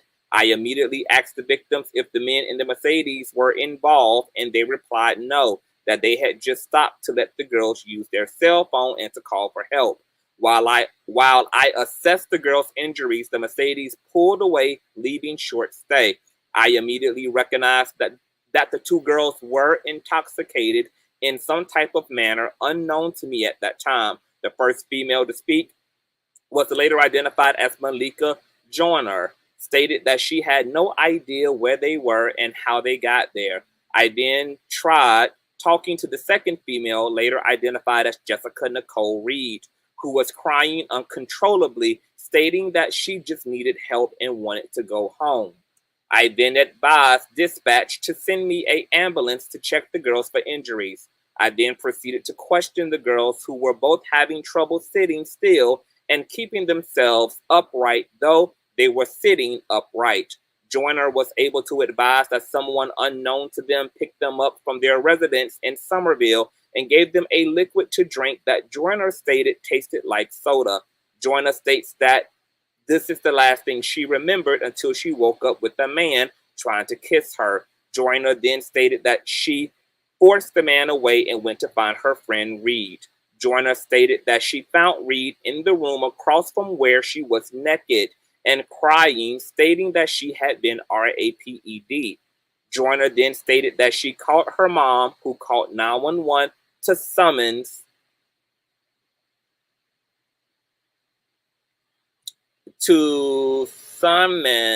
hold on.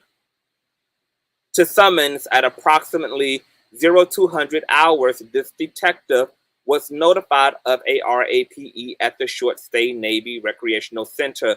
This detective, the Naval Weapons Station OD notified, who had a NCIS investigator respond to the scene with this detective upon arrival. It was found that the villa where the incident occurred had been rented by one Major Derrick, as the subject, Major D, was not present to give consent to search the residence. So remember when I stated that Jessica had alleged that the villa had belonged to Charlemagne's uncle, who was in the military allegedly. So this is that uncle listed in the police report as well as the owner of the villa. The detective obtained a search warrant for the residence, and the search warrant was executed by Sergeant E. Pipkin with the assistance of Mr. Bill Salisbury, who was the one on scene forensic technician who received the evidence at the scene. Okay.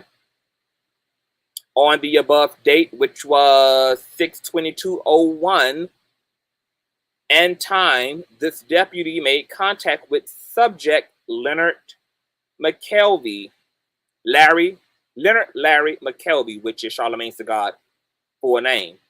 The subject was placed under arrest for an outstanding warrant issued by Magistrate Elizabeth S. Harper on 6/12/01. Subject was served with warrant number, etc., for criminal sexual conduct with a minor, second-degree code, etc. Subject was placed in the Berkeley County Detention Center, where he was processed and issued a copy of said warrant. Service of a warrant, OCA. And also, I think this screenshot was a part of the one before the screenshot I just read. The scene was also photographed. Detective Fowler was notified of this incident and responded to the hospital to speak with the victims, who had already been transported before the detectives arrived. Okay.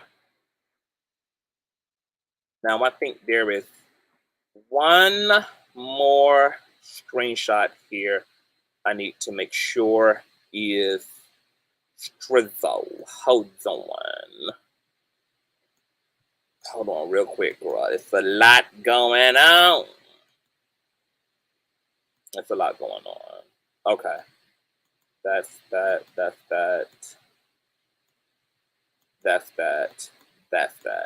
Okay. So that's the arrest warrant, guys. So they picked him up. A warrant was issued for his arrest. You guys just saw the charges initially, okay? You guys heard that Charlemagne said that he took, the mom says that Charlemagne took a plea deal. Charlemagne claims that it really wasn't a plea deal, that it's just that he didn't do this, and that his absence of semen found on Mrs. Or his DNA not being found on Jessica is what ultimately got him to take a lesser charge for administering liquor to minors. Okay. Now,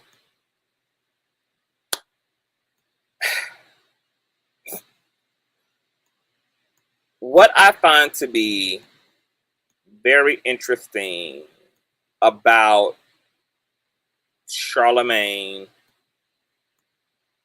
and I'm trying to pull up this link. Hold on, you guys. What I find to be interesting about Charlemagne is that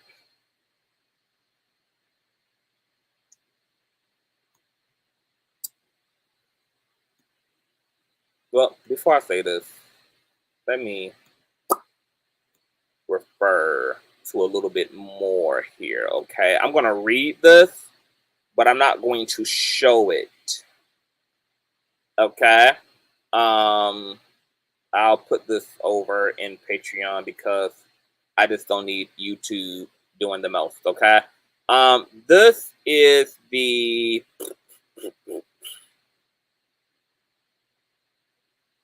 summons, okay? Solicitor Wilson's statement regarding charges against Lenard Larry McKelvey, aka Charlamagne Tha God, from 2001. And I just said I was even going to show this girl. That is so shit, okay.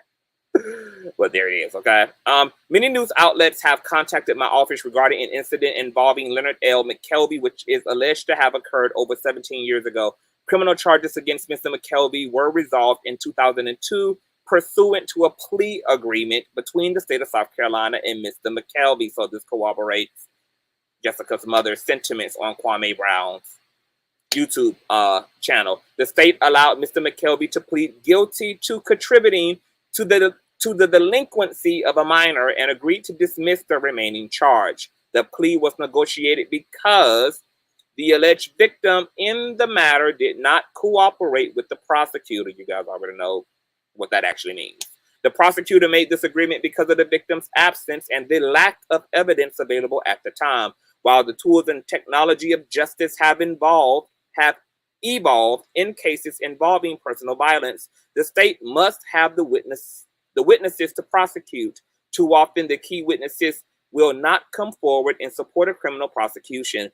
Trying a tough case is no problem. Trying an impossible case is not even ethical.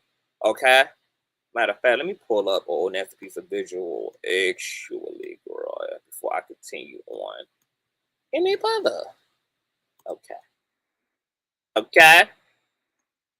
South Carolina law is clear that once a defendant enters plea negotiations and a plea agreement is accepted by the court, due process requires the state to honor the agreement. We are duty bound to honor the agreement. In this case, the state's prosecution has ended and the dismissed charge against Mr. McKelvey will not be resurrected. The law presumes that Mr. McKelvey is innocent of the dismissed allegation. But once again, innocent because Jessica did not participate in the prosecution of Mr. Lenard. Okay? Essentially, Charlamagne Tha God has Jessica's mom to absolutely thank for his fucking freedom. Because if Jessica Reid would have been able to have her way, his ass would not be here nor have the life that he has today. So he's probably going to need to cut Jessica Reid's mother more than half of that annual income, baby. Okay? I split it right down the middle. Split the wealth right down the damn middle because Jessica's mom inadvertently saved his motherfucking life. The quality of his life. And if for no other reason, he should pay this family back. You got two major reasons, baby. Because of what we all believe that you did to Jessica. And for Jessica's mother directly being responsible for the life you have. Okay? Now, this article goes on to state that at a court of general sessions convened on August 29th of 2001, the grand jurors of Berkeley County represent upon their oath that Lenard McKelvey did in Berkeley County on or about the 8th day of June 2001, willfully, unlawfully, and feloniously engage in penile vaginal intercourse with a 15-year-old female. This is in violation of the South Carolina's Code of Laws since 1997 as amended. Okay? And this is the indictment for criminal sexual conduct with a minor of second degree. Okay? What I'm reading now is the warrant that went out for his arrest initially. As a court of general sessions convened on August 29th of 2001, the grand jurors of Berkeley County present upon their oath, okay, of what I just read. And then there's the indictment and the warrant, okay, that has Lenard's name on it. Once again, I'm going to throw all of this into Patreon because I don't need no goddamn problems up over here, okay? This particular form it actually shows why this charge was lessened and why Lenard was given a plea deal. And it's checked off by the judge as because the victim was uncooperative, not because of a lack of evidence in DNA, because Jessica Reid's RAPE kit did confirm that she was in fact violated.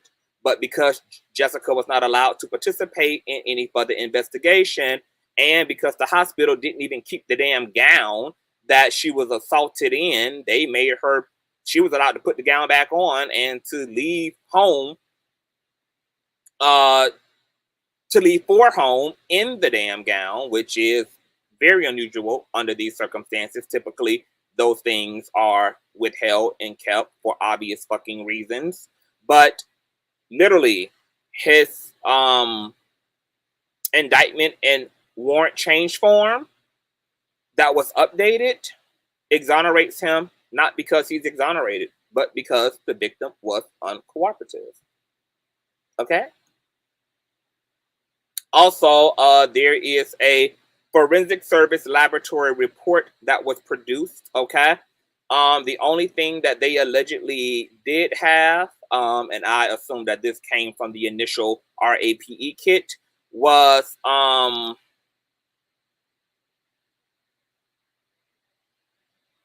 as I'm reading here, they had content or substance from fingernail clippings or from under her fingers, but they did not find anything there as well. And obviously all of the blood, saliva, vaginal, oral, rectal, vaginal, and suspected semen, none of that stuff came back identified because Jessica, once again, she did not go back to provide any DNA samples. She didn't go back to cooperate because of her mother's actions, okay? But her rape kit did determine that she had been sexually violated, okay? And here's the page for the fingernail scrapings. Nothing of apparent serological evidentiary value was found as well, okay? And this was signed off by Matthew G. Fitz, okay, who was the physician in charge of the analyst, okay? Now, what's interesting here is that, and Tasha K she stated this in the interview, it's interesting that everything with Jessica Reid's story, honestly, it checks the fuck out. This literally is a freak accident that Charlamagne Tha God pretty much was able to take a lesser charge and move on with his fucking life. Like, literally a freak accident. You know when the scriptures say that unfortunate things happen to good people and fortunate things sometimes happen to bad people, the God's rain falls on the just and the unjust? Charlemagne's situation, in my personal opinion, would fall under that principle. Okay? That this bitch just literally, whatever operated in the cosmos, okay, just had a wrong situation, not be worse for the motherfucker that did the wrong as a result. Okay? Now, when Jessica was in the interview stating that Charlemagne had ran behind her and that he was smitten with her from the very beginning, okay? Baby Spice, Google it, okay? The rain falls on the, God's rain falls on the just and the unjust. Google, okay? Unfortunate things happen to good people, etc., okay? It's all there, boo. Flip, read, study, and show that stuff approved. Now, it's interesting that Jessica alleges that Charlemagne was smitten by her. Because, like Tasha K said in the interview, and it's been like kind of a running thing amongst viewers, Charlemagne's current wife looks very similar to mods. I'm not gonna play with this Baby Spice bitch. Block this hoe and drop her motherfucking ass off into the bottom of the river, girl. Like, what's not going to be is you in this motherfucking train. Lady Royale, drop her ass off. Enjoy the fishes in Block Nation. We have cots, chocolate milk, and the lights are always on in Block Nation, boo. We love you and goodbye. What's fascinating is that Lenard's current wife looks exactly like Jessica. And what's even nuttier is that Charlemagne's current wife, her name is Jessica. What are the fucking odds that Charlemagne's accuser, the woman that I have to say allegedly he RAPED looks very similar to his current wife, and they share the same fucking first name. I mean,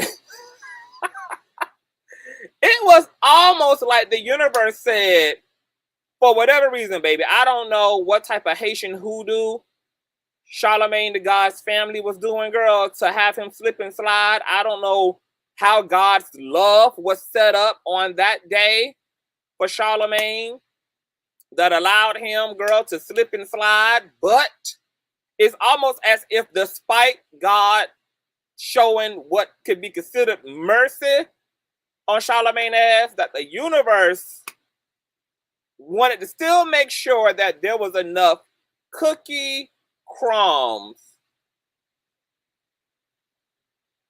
for there to be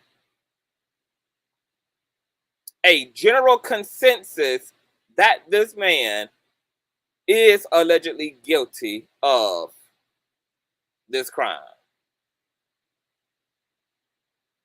Now, I'm thinking that maybe the only reason that the universe showed mercy to Charlamagne Tha God is because the truth is there's more than just one way to actually skin a cat. Our go-to as humans is jail and prison. But there are all types of forms of justice, and sometimes other forms of justice are actually more vindicating and more agonizing for the ego to endure. Like the fact that Charlemagne, well, I'm not going to even get into all of that, girl.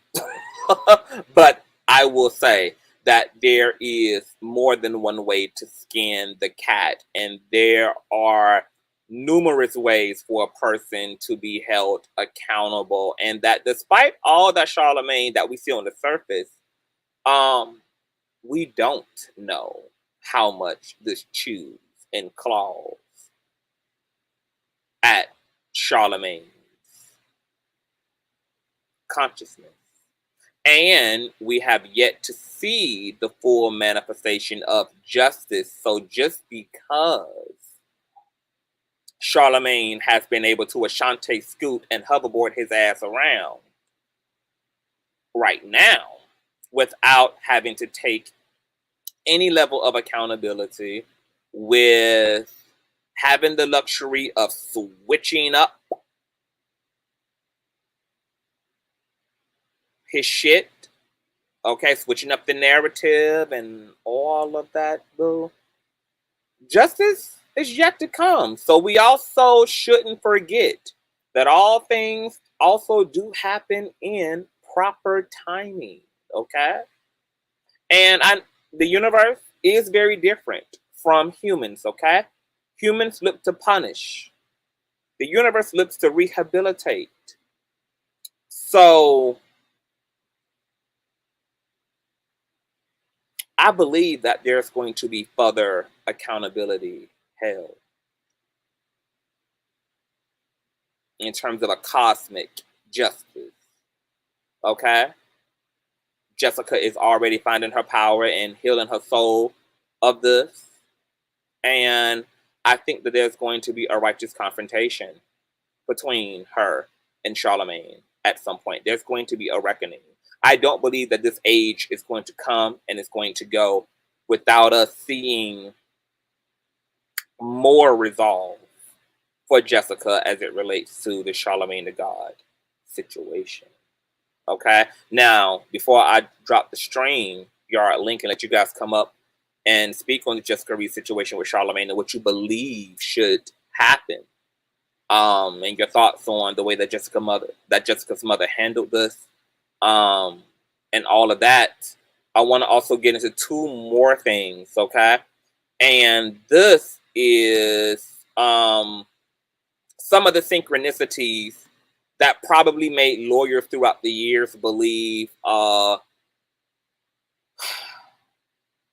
Jessica had a shot at some type of criminal or civil accountability, because Charlemagne has been very vocal about his participation in toxic masculinity and patriarchy and objectifying women, and claiming that, you know, he unconsciously participated in RAPE culture, and that there were things that as a young man that he was taught was correct. And he even states that eerily, I mean, this is fucking eerie. And we know why it's eerie. It's because one is guilty. That's why it's eerie. That's why the situation between both the Jessica who is his victim and his wife, Jessica, that there's an uncanny, unmatched resemblance, because he also doped up and intoxicated his wife and had sex with her while she was inebriated. And the only difference between, well, I'll get into that. I'll let you listen to this yourself, okay? This also is going to be covered by fair use. It's a lot of fair use going on tonight. It's a whole lot of fair use, girl. This is courtesy of ebony.com. And it's captioned that Charlemagne addresses interview where he admits to raping his wife. Jessica Reid, the woman accusing radio personality Charlamagne Tha God of raping her at the age of 15, recently attempted to reopen a criminal case against him for the alleged assault. Pleading guilty to contributing to the delinquency of a minor, Charlemagne admitted he threw the party where the incident took place while vehemently denying he was the culprit. Due to the resurgence of the 2001 RAPE charge, the author's previous interviewers are now being dissected with a fine-tooth comb, with him admitting in one undated recording that his first sexual encounter with wife, Jessica Gaddiston, could technically be considered RAPE. Quote, I keep telling y'all, I've told y'all this over and over. It's a lot of things guys did, especially when we were young, that were RAPE, that we just didn't consider RAPE. I'm sure Jessica Reid is one of those individuals that y'all did the RAPING into. He said during the interview, and this article quotes him, but I'm going to let you listen for yourself, okay? And this is courtesy of a Twitter soundbite. Turn up your headphones, and if you can hear this 41-second audio soundbite without any echo, give me a 1 if it's echo free. This over and over. It's a lot of things that guys did, especially when we were young, that were rape, that we just didn't consider rape. And I'm married to my wife. Me and my wife dated for a whole year. She would not give me no pussy. Me and my wife hung out one Saturday night and she got sloppy drunk and passed out at my mama's house, and I got that pussy. No. Yeah, I mean, she was fucking me back and all that, but she was really drunk. So I asked her yesterday, I was like, yo, did I rape you the first time we ever had sex? And she looked and she goes, I mean, in hindsight, yeah. No.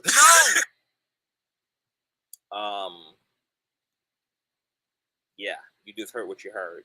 The article goes on to say, needless to say, Charlemagne received immediate backlash for the comment. In an effort to provide clarity, the MTV personality had his wife called into the Breakfast Club where she claims she wasn't RAPE'd by the father of her kids.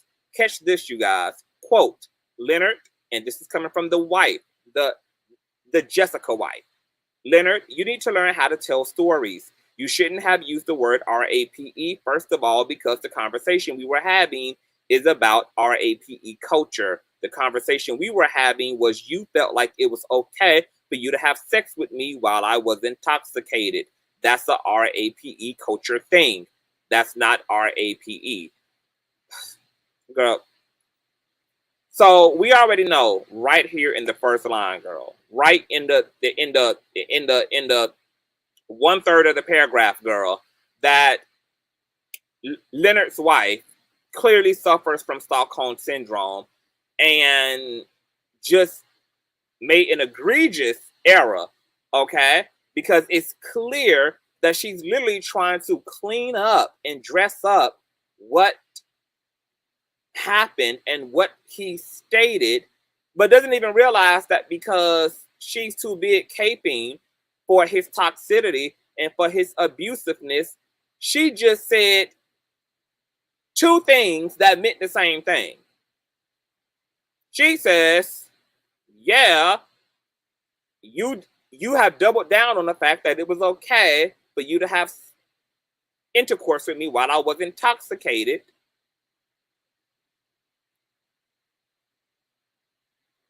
And that is a RAPE culture thing, but that's not RAPE. Thank you. Thank you, Miss the God, okay?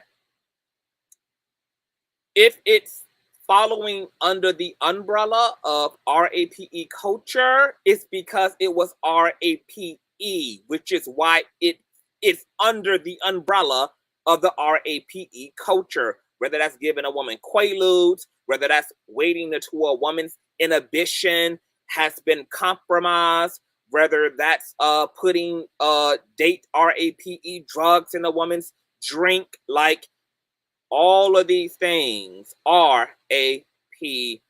And you probably should have thought this statement through because you agree that it was a RAPE culture thing, but then also state in the next breath that that's not RAPE. And what's sad and fucked up about this is that Lenard, him and his wife, I don't even know if they do or don't have kids, but what I'm going to go out here on a limb and say is that I'm sure that if a boy had did a RAPE culture-like thing to her daughter, she wouldn't be trying to make sense and rationalize it because it would be what it is, RAPE. But nonetheless, she goes on and says, so when you asked me that question, I was hesitant to answer you because you used the word RAPE. But I mean, that's not what went down. Like, we both know what happened.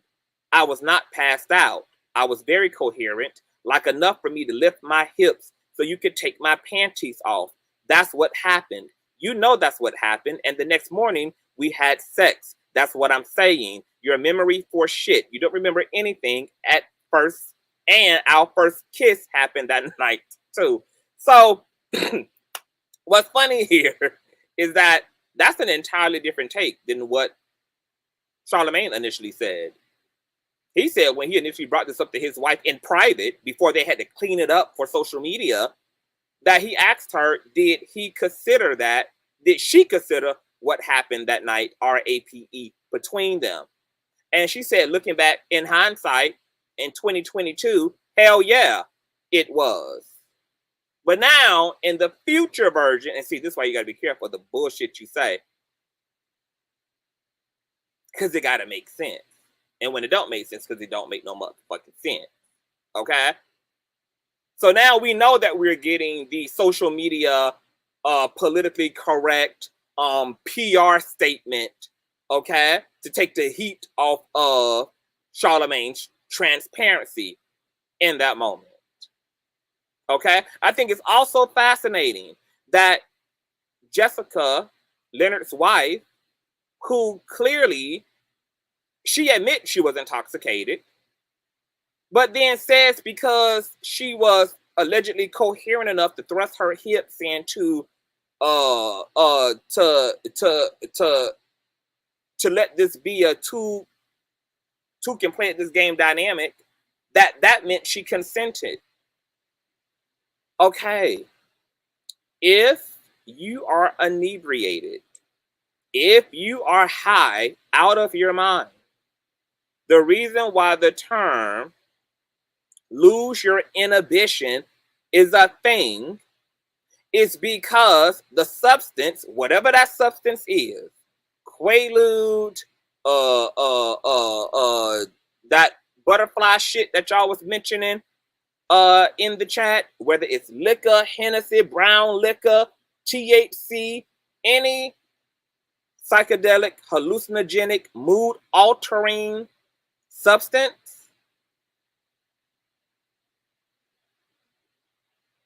you can't be considered somebody who's consenting, because if it wasn't for that substance in your system, if it wasn't for your will being compromised, you would have made different decisions. That's why we say a person is not in their right mind when they are stoned. Not high, when they are stoned, which is high to an incapacitated level, or not buzzed, but when they're drunk, aka inebriated, aka intoxicated. And this is what's sad about the RAPE culture that exists under this patriarchy, because there are women who also didn't know that the things that happened to them were a violation,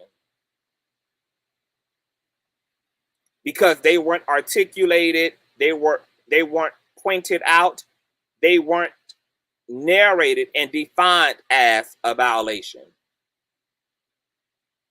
And here it is, you got Lenard's wife who's in the goddamn sunken place, who's making a total excuse for her husband taking advantage of her.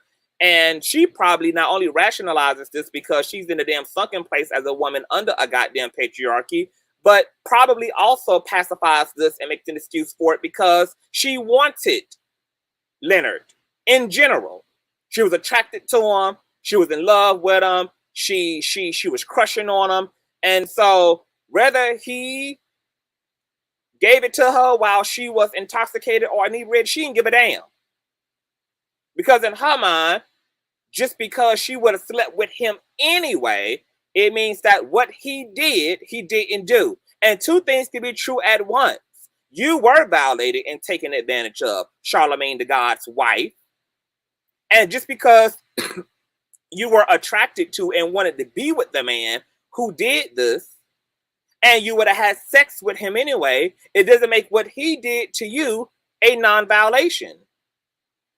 But you're going to excuse it as a violation simply because you would have had sex with him anyway. But the reason why those are two different things is because your attraction to him and desire for him is one thing. His desire is another. And that's what you need to separate and understand in your mind when you think about what your husband did to you. Is I loved you and I was genuinely attracted to you, and you didn't have to do this to me because I would have did this willfully. But we do have to have a fucking conversation about your intent towards me. that you would take advantage of me under these circumstances. Because this is an indictment and a blemish against your character. I don't know what she doesn't understand about this. And then her husband already had done gave it away. Boo, you had them admitted in private that it was violation. And now you're getting up here in front of other women and men and doubling down on his fucking ignorance, which doesn't do anything about disseminating and addressing rape culture as it is. Which essentially made you just as fucking problematic as everybody else who unconsciously and consciously participates in RAPE culture. This was an opportunity for Charlamagne to be held accountable and for you to hold his ass accountable. And if in your personal beingness, you can excuse it and you can take it as a one-off in your relationship or as a one-off in his character, that's your fucking personal business. I just don't understand why y'all took to the Breakfast Club out of all platforms with its entire reach and would double down on this problematic aspect of the community and the fucking culture when it was an opportunity to really raise awareness and for Charlamagne to be held accountable as a man. That would have whistleblowed all through the community, all through social media. That could have been a very teachable moment. But like a super mammy, this was supernatural mammying at its top fucking tier. Top tier. So it's really sad that women also participate in patriarchy and participate in toxic ass masculinity and participate in their own oppression and don't even know it. And I know that it's because we all been socialized to fucking be blind to the system. We've been socialized this way. So people don't even motherfucking know. We ain't fucking know it. Now, I think I am ready to drop the motherfucking link. We've already been here for 2 fucking hours. Jessica Reid did also say that upon her consulting with attorneys, that there is no possibility that Charlamagne will go to prison. He will not serve any time or be criminally charged for what he did to her. That's not even an option. So before y'all click the link, I just need y'all to know that it's not possible. It's done. The case already exceeds the statute of limitations, even though I think there's been some amending around that. If you were violated as a young person, that you do have a very long window now after you become an adult to address those things. I don't know if Jessica knows that, but she did state in the interview, I mean, as far as what she's been told, that no criminal charges can be applied to Charlamagne. And at this point, she's looking to just tell her story. And she does hope for some type of closure. I don't know what that is going to look like. But you know what's interesting about victims a lot of times is all victims a lot of times be wanting is to not feel crazy. And what makes it possible for them to avoid feeling crazy is just by somebody admitting to what the fuck they did. Whether you do that publicly or privately, that's all a victim be looking for. Is for you to affirm to them that you did what the fuck you did. And to show some remorse for doing that. I have women in my family who's been violated. They don't want to see their violators locked up. You couldn't make them apply charges if you paid them to, because of who did it. Sometimes the violator is a relative. Sometimes the violator is a brother, a auntie, a mama, or whoever. Victims a lot of times are not even interested in all that. Victims feel confident a lot of times in their ability to deal with what happened to them. But what causes that to be a difficult process is because the perpetrator absolutely denies and avoids omission. And then because what has already happened to you is fucking extreme and injurious to your fucking brain, and then you got a motherfucker denying, because look, when you get violated and trauma sets in, the first thing that we do is double down on denial already. Even though we know something has happened to us, the coping mechanism of the ego is to reject and to deny this experience in order to survive it psychologically, in order to survive it emotionally. But because you know what you know happened to you still, even denial only works to an extent. But that denial is then triggered up when the motherfucker who did what they did to you is also practicing fucking denial. And then you start to have some erratic ass psychological and emotional issues and actually now want the omission and the closure, but your assailant won't even meet you halfway. And it's sad that this all probably could resolve itself if Charlemagne would just have a conversation with Jessica. Whether that happened here or whether it happened privately. That is sad that victims have so much virtue in them and have such a capacity for forgiveness that they're not even half the time looking to destroy the person's life who did it to them, because their lives have already been destroyed so much over that they just want to move the fuck on.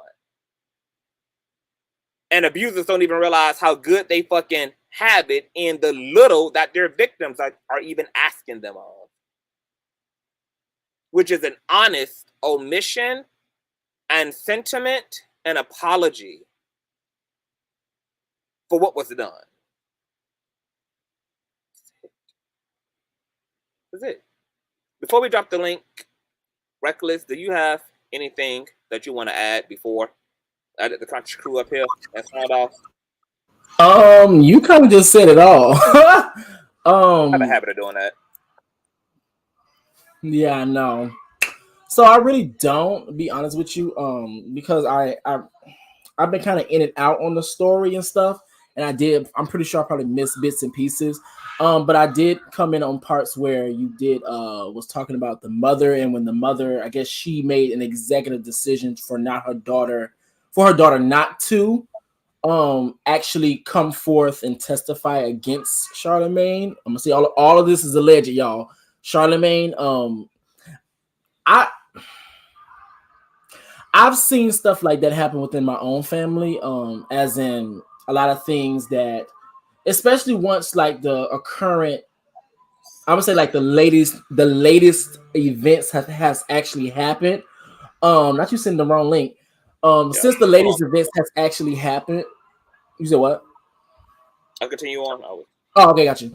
Well, since like the latest events has actually happened, I've actually had the luxury of speaking to a lot of other different types of family members and actually finding out other events that have actually happened within the family, like sexual assault, like abuse, like bullying, all the different types of things. And then it actually makes me look at my family in particular quite different, only because we be around each other all the time. Like I've never previously before actually knowing certain information, I would just see them. Oh, hey, how you guys? How you doing, Uncle? How you doing, Auntie? How you doing? Like I'll see all of that, but then now actually knowing all this information, I'm like, how the hell are y'all able to say hi to your abuser like that? But I guess okay, alrighty. But I do. Mm-hmm. It's a healing mechanism. Yeah. And I do understand bits and I understand her decision not for her daughter to actually have to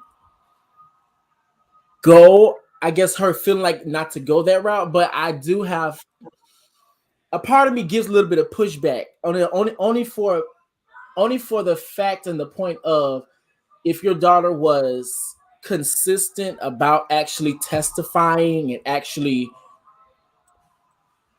trying to put him in jail or under the jail or etc., then I felt like you probably should have allowed her to do it. Of course, prep her as much as you can about what lawyers are going to do. They're going to try to twist your story. They're going to try to do this, try to do that. But because I feel like I understand it probably was a hard decision to make. But at the end of the day, she's doing it now. She's coming forth now. She's actually still trying to go forward with trying to put him in jail now. So I just felt like it probably would have been tad bit better if she would have did it, or at least went through with trying to put him in jail back then. But everything happens for a reason. So, but I also understand the mentality and the mindset. That's it. What do you think that Charlemagne should do, in your personal opinion? What Charlemagne should do? Mm-hmm.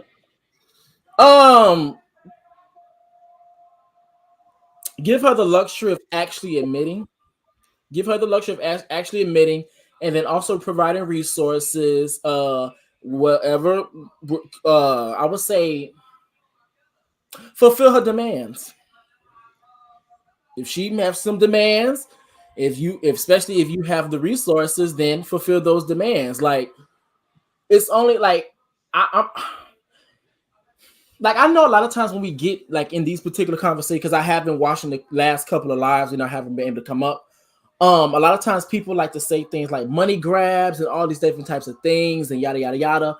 But it's only so much that can really make up for time. If you already taken so much time away from me, my life experiences, me dealing with trauma, not being able to actually operate in this world as a regular teenager, going to prom, dating, being able to interact with men on a normal level, or even women on a normal level, then yeah, it's only gonna be so much I'm gonna be able to get from you to actually compensate for that time. So if that's money, that's money. If that means that you're gonna pay for all my therapy, then pay for all my therapy. Bitch, if that means that you're gonna give me a product that's gonna make me feel whole, then yes, give me that as well. But or all of the above.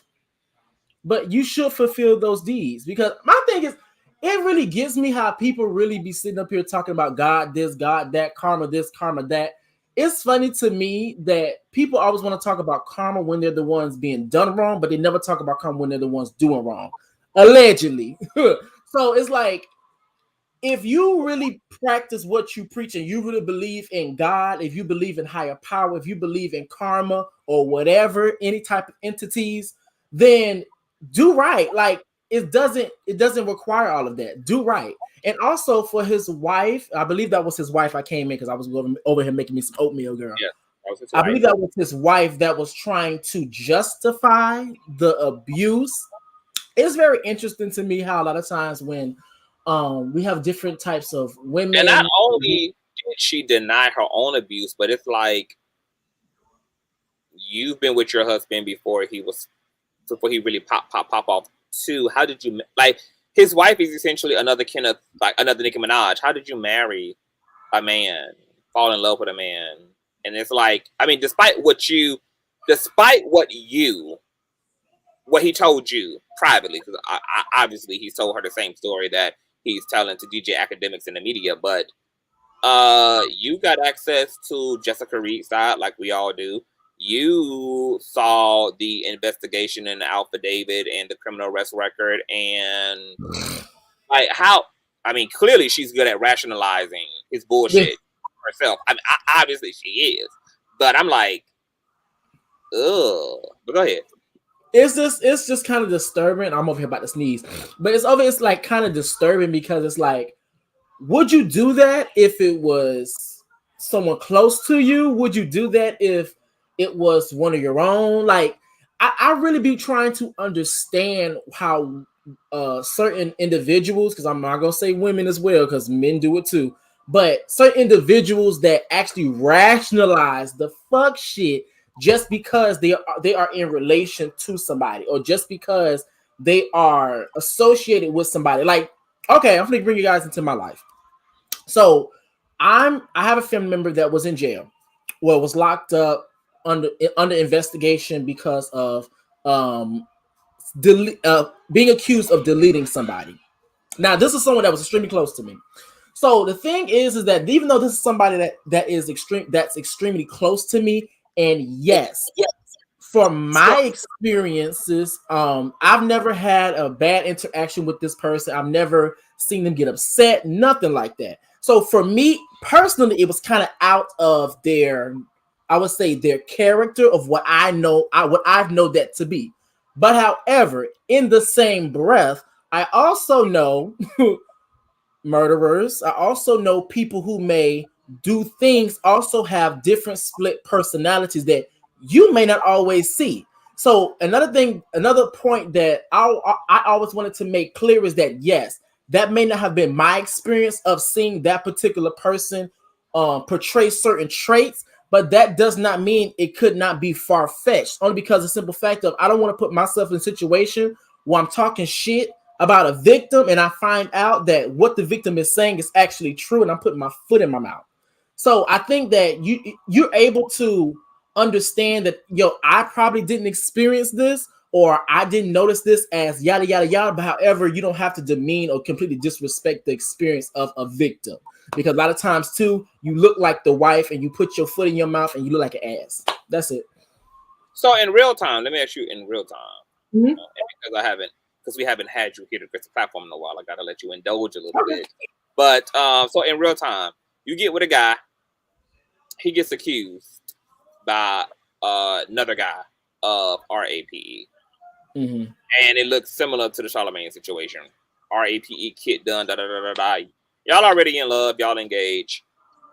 How do you now? What do you do with the guy you're with, who is that's gonna be like, I'm gonna look at the person. I'm gonna have to, because another thing about me as well is that yes, I do understand, because I know it's always people that say this. There are people that do get accused and it's not true. I understand. But in this case, in this hypothetical, we ain't even talking about that, so you ain't even got to worry about that. We're talking about in the case I like to hit all areas, baby. Yeah. In this hypothetical, I'm gonna have to look at that person different. And my thing is, I'm not, where there's smoke, there's fire. And my thing is that especially if I don't know, like I probably wouldn't even mess with the person. Honestly, I probably look at them kind of different if it's like a situation like this. That's a tough one, because look at the situation different. But what would that look like? Does it look like you breaking up? Does it look like you? I mean, like, could they be honest with you and say, yes, this has happened, da da da da da, but this is not who I am? I mean, like, how do you? Yeah. So breaking up, I'm probably gonna step back for in the beginning just to see how things go, get more details. But then once I get the details that I'm actually looking for, or the more clarifications or etc., then that's probably going to be the breaking up process. But yeah, it's not gonna work because I'm not gonna. Should a RAPIST be afforded relationships in a family? Like, even if they were willing to be honest about what they did, should they be afforded to, like, should any members of the community grace someone like that with romance and create children with someone who they know have done something like that? If they're reformed, truly reformed, I would say yes. Hell, half of y'all having babies with murderers. Half of y'all gangbangers, drug dealers. They done sold crack to baby mothers, and they have been reformed, and they actually preaching right now. So yes, if they're truly reformed, and that's where the gray area comes in, because you have some people that can look and appear reformed, and then you have some people that are truly reformed. So I say if they're truly reformed, then yes, because it's like we do kind of make exceptions in a way, but I do understand the exceptions. But I feel like we do make an exceptions when it comes down to when people have been reformed murderers. So devil's advocate, murder has a whole lot of contexts. It could be self-defense, it could be protection, it could be a lot of contexts for that. And even the selling of drugs can be out of survival to create a per capital for self. Your intent is not to harm, but we know there can only be one context for sexual violation, and that's the intent to harm. Ooh, girl. And with that, I mean, because what are your other contexts for sexual violation if it's outside of contributing to the direct harm of someone else. What other explanations? What other explanations? That's the thing. The nigga in me is saying hell to the fuck no, but a part of me is like, if they're reformed, that's all I can say. If they're reformed, then A. But if not, then A. That's all I can say, honestly. Okay. That's the best I can do. Anya, welcome to the platform, love. Thank you for that. Reckless. Your thoughts on Charlamagne Tha God and Jessica Reid? She's not able to criminally charge him for what he did, for what he's done to her. What do you think about what this should look like now for Jessica and Charlamagne Tha God? What's the cap in him? I'm sorry. Hey, everybody. Hi. Okay. So because she cannot, no criminal charges can be brought upon him. She basically, has to just continue working on her healing and, allow the universe, God, whoever, allow nature to take its course with him. And sometimes, as you stated earlier, sometimes that is the greater outcome of things. It is unfortunate that she had a shitty ass mother, because to me, what it sounds like, when you have a lot of cases like this with parents, where a child is violated and the parent takes on a guilt and a shame, and instead of putting the child's need first, especially if the child presents themselves to want justice, if they're the ones that are adamant about pursuing some type of legal ramifications, I think that you as a parent should always go with what's best for your child and not necessarily yourself. It just really sounds to me that the mom was extremely selfish and unnurturing in the sense of doing what was best for her child mental state of being. Like, she could have got her daughter counseling throughout the whole entire or after the ordeal happened, in the process of trying, the daughter wanted to seek justice. She could have got her daughter counseling. She could have gotten counseling. She could have also went and found organizations. There are free organizations. We don't see them in our neighborhood, in our community too often. But when you're trying to seek legal action, because my family, we walked a relative through that process that was a minor. Her mom dropped the ball the same way as Jessica's mom. And thank God that her father took up the calling.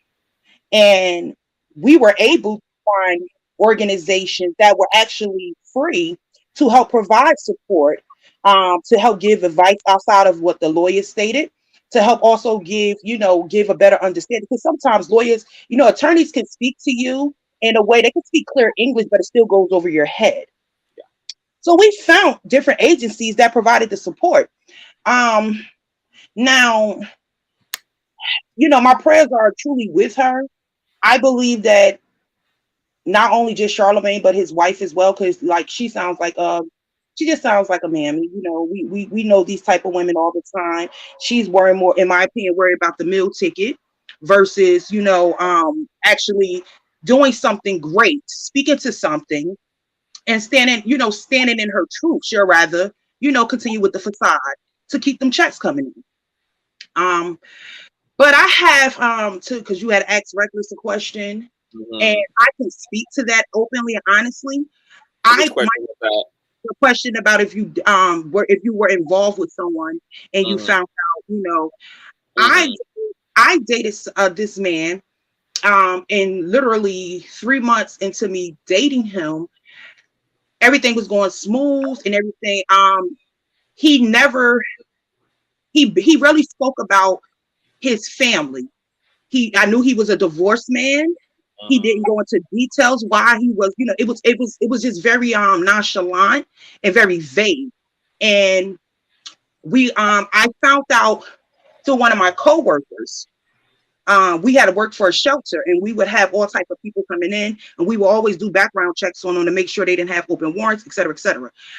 she discovered his rap sheet, and she printed it out and she brought it to me.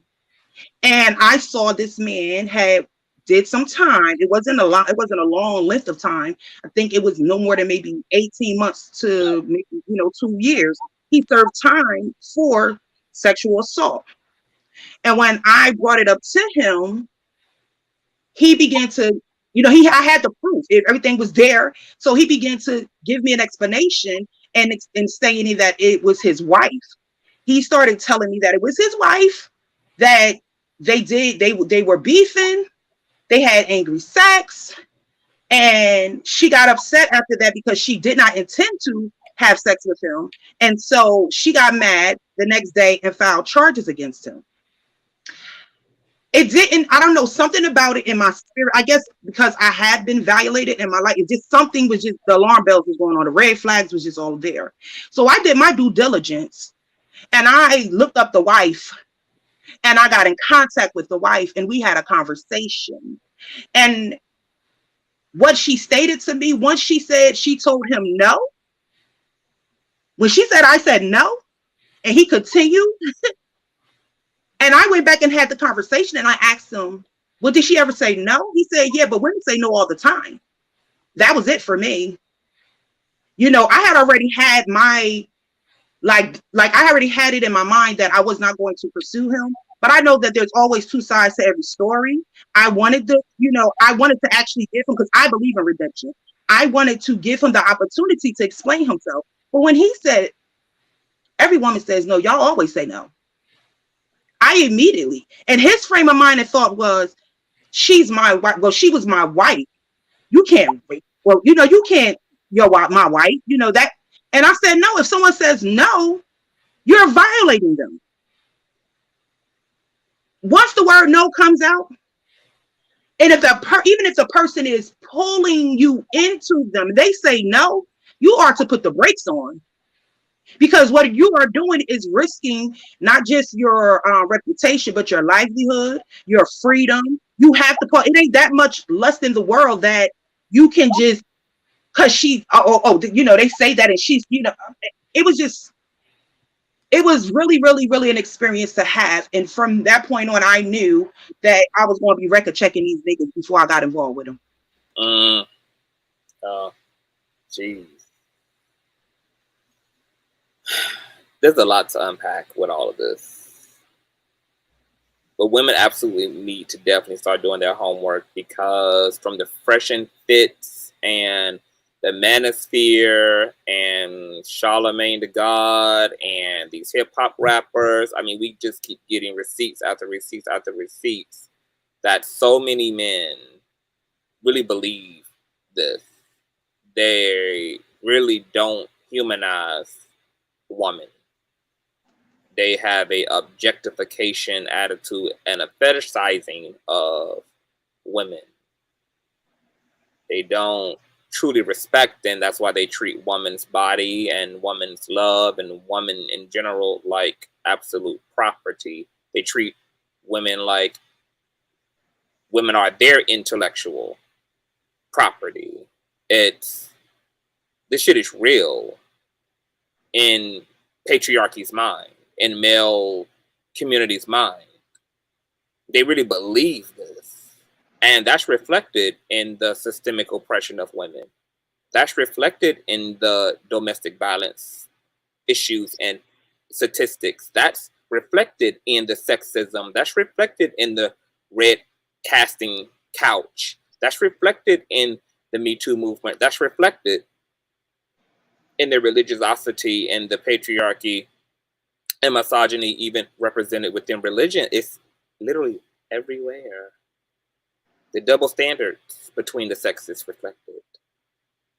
It's reflected every fucking where. Like, men really, really believe this. And because they believe this, and in part are socialized by a patriarchy to show up and perceive things this way, that's why they don't even have a conscience about their execution of misogyny and sexism and RAPE and sexual misconduct, etc.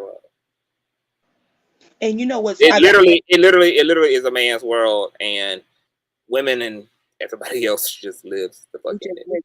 And you know, the irony of it is when this woman spoke to me and told me her experience, the process she went through when she went to file the charges, she did go to the emergency room to, you know, prove there was intercourse. She went to the precinct to file a report to try to get charges brought up. They took her, they wrote, they did the report. She said she called day after day to find out, you know, what was the update, because being that they had been married, she still had contact with his family and vice versa. People would call her and let her know, because she told, what happened. And people would call and give her updates and let her know that he was just walking around, happy willy-nilly, denying it and all of that. When she said the last time she contacted the precinct to find out, she had a specific investigator she was dealing with. He basically told her, it doesn't sound like what you're saying that it was.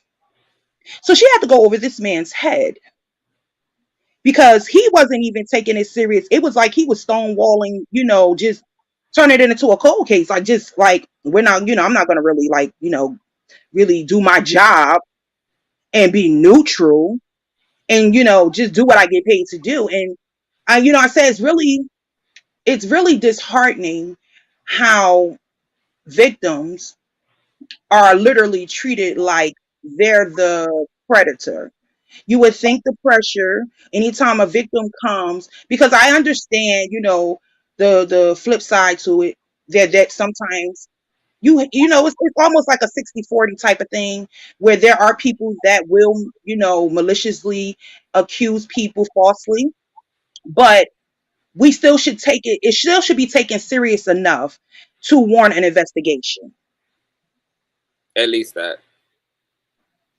And it's too many times we're learning as we're reading. I mean, we already know this within our own community, but we're seeing it at such a broad scale. It is just too many situations where victims are not being even treated as if, like, just given the opportunity to just even investigate. You don't have to necessarily believe that it actually is true, but just like we say, a person is innocent to proven guilty. Okay, the same could be saying for the victims. This can be true, but we're going to just investigate to find out the truth. So just investigate. I don't understand why it's so difficult to do, for the law to do their job. I don't understand. Well, one of the issues is you have the criminal justice system, which is heavily male dominated. So you have a lot of women who have to, unfortunately, expect men to be able to put their own privilege down and to put their own maleness down and provide the female counterpart with the fairness of due processing. So because a lot of officers, a lot of lawyers, a lot of etc. are actually men and not women, that a lot of men dominate these spaces, it makes sense to me why female victims are treated the way that they are by the hands of the law, because they're having to actually trust men who are socialized under the same system in the context of officers and investigators and DA, etc., to actually do the work and to take it seriously. And even those men have been socialized a certain way, which is why female victims, oftentimes don't get a lot of justice brought to them regarding these things. And then you also have the issue of, unfortunately, like, there's a certain window that is best to respond to actual molestation and or RAPE, like, which is as soon as possible, because just like in the case of Jessica, you want there to be enough evidence to support your claim. The longer that you wait to seek medical help and to get a RAPE kit done and all of that, the longer the evidence washes away, the longer perpetrators have time to also convince witnesses not to speak, pay them off, you know, and so then 15, 20 years later, it would be very difficult to take these matters up. And I think I read a statistic that said that unfortunately most victims don't speak out at all, or they don't speak out until decades later about their experience. So I just got one more question and I'm a mute. And it's a hypothetical. yes. Do you think that you think that Jessica, she should possibly want to consider bringing up charges against her mom? Or do you think she would, like, do you think she could? No, the entire thing is outside of the statute of limitations. There's nothing that she could do about any part of it. She tried to start a fundraiser to, because she was going to have her case retried, etc. And I guess this was when, after she had accumulated that money to seek legal advice, that's where she learned that the case was beyond statute of limitations and etc. Because she was also going to look to hold his friends accountable, who also molested her and violated her and all of that. So, and it's clear from the interview, like Jessica doesn't feel her mom, even though her mom's actions were, they hurt her case against Charlemagne, because she doesn't believe that her mom's actions were nefarious or demonic or evil. It wouldn't be any reason for her to necessarily hope like press charges against her mom.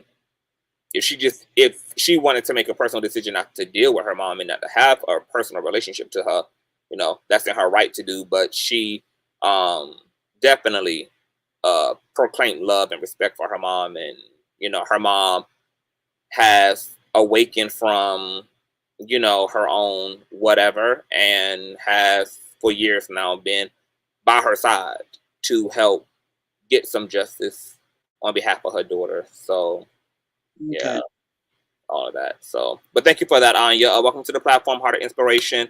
Jessica Reid, Charlamagne Tha God, case beyond statute of limitations. Charlemagne denies this, feels vindicated. What happens? Y'all got me out my bed.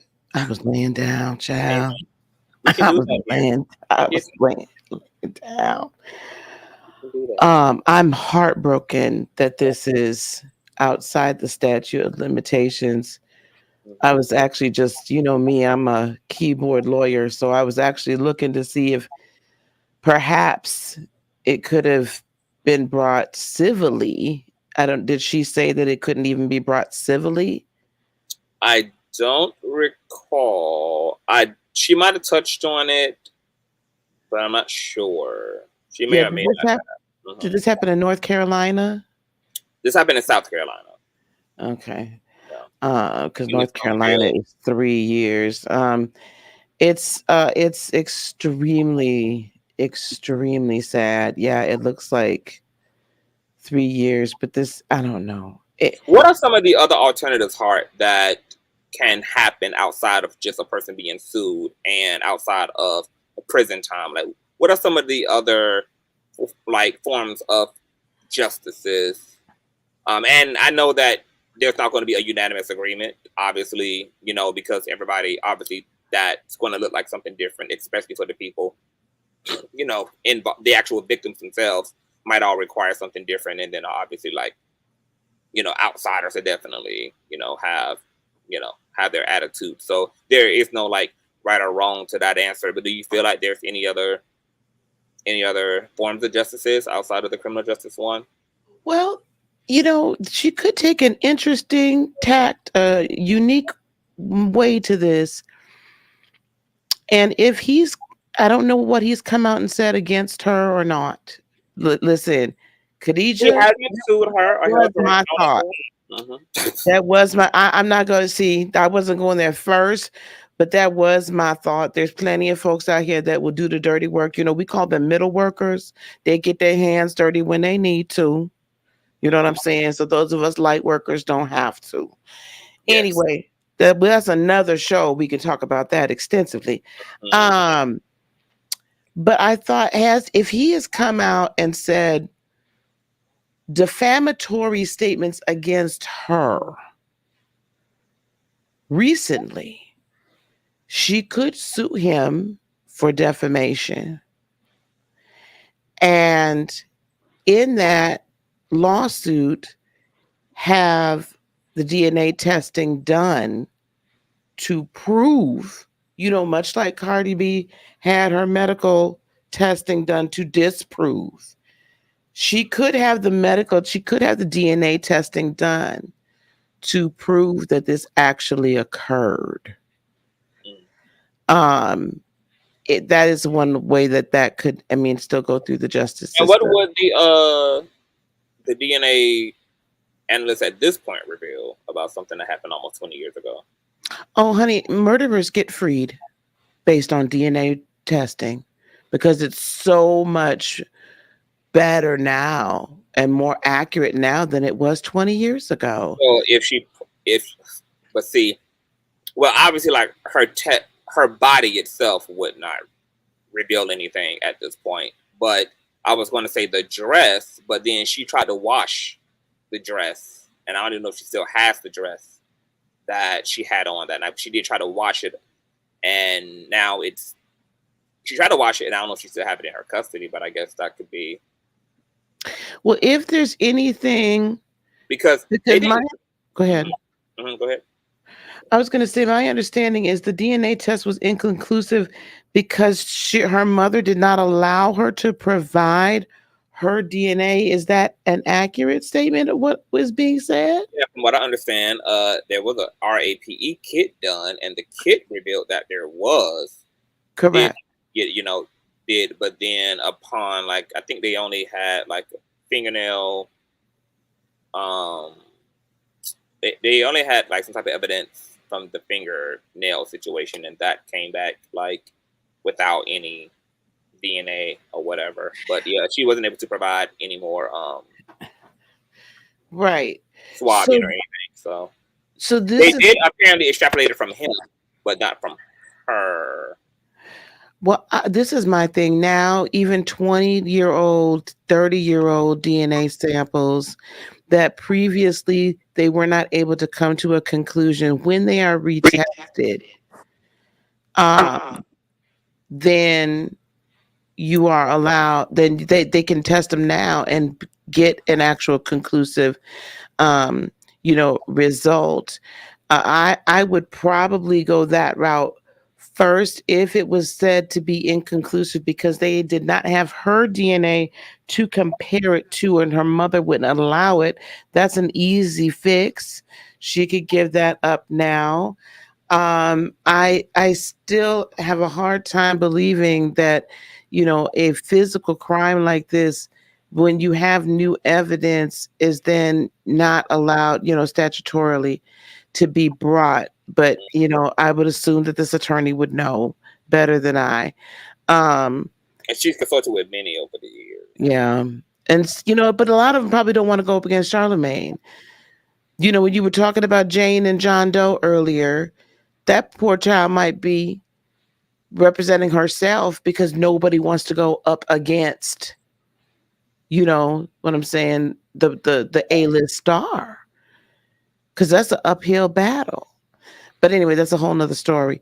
I think that would it should. I feel like it, to your point, I feel like the victim, we now know that it wasn't the victim that was uncooperative. I mean, she was under legal guardianship of an adult who made that decision on her behalf. I don't know why that can't be reconsidered by the courts.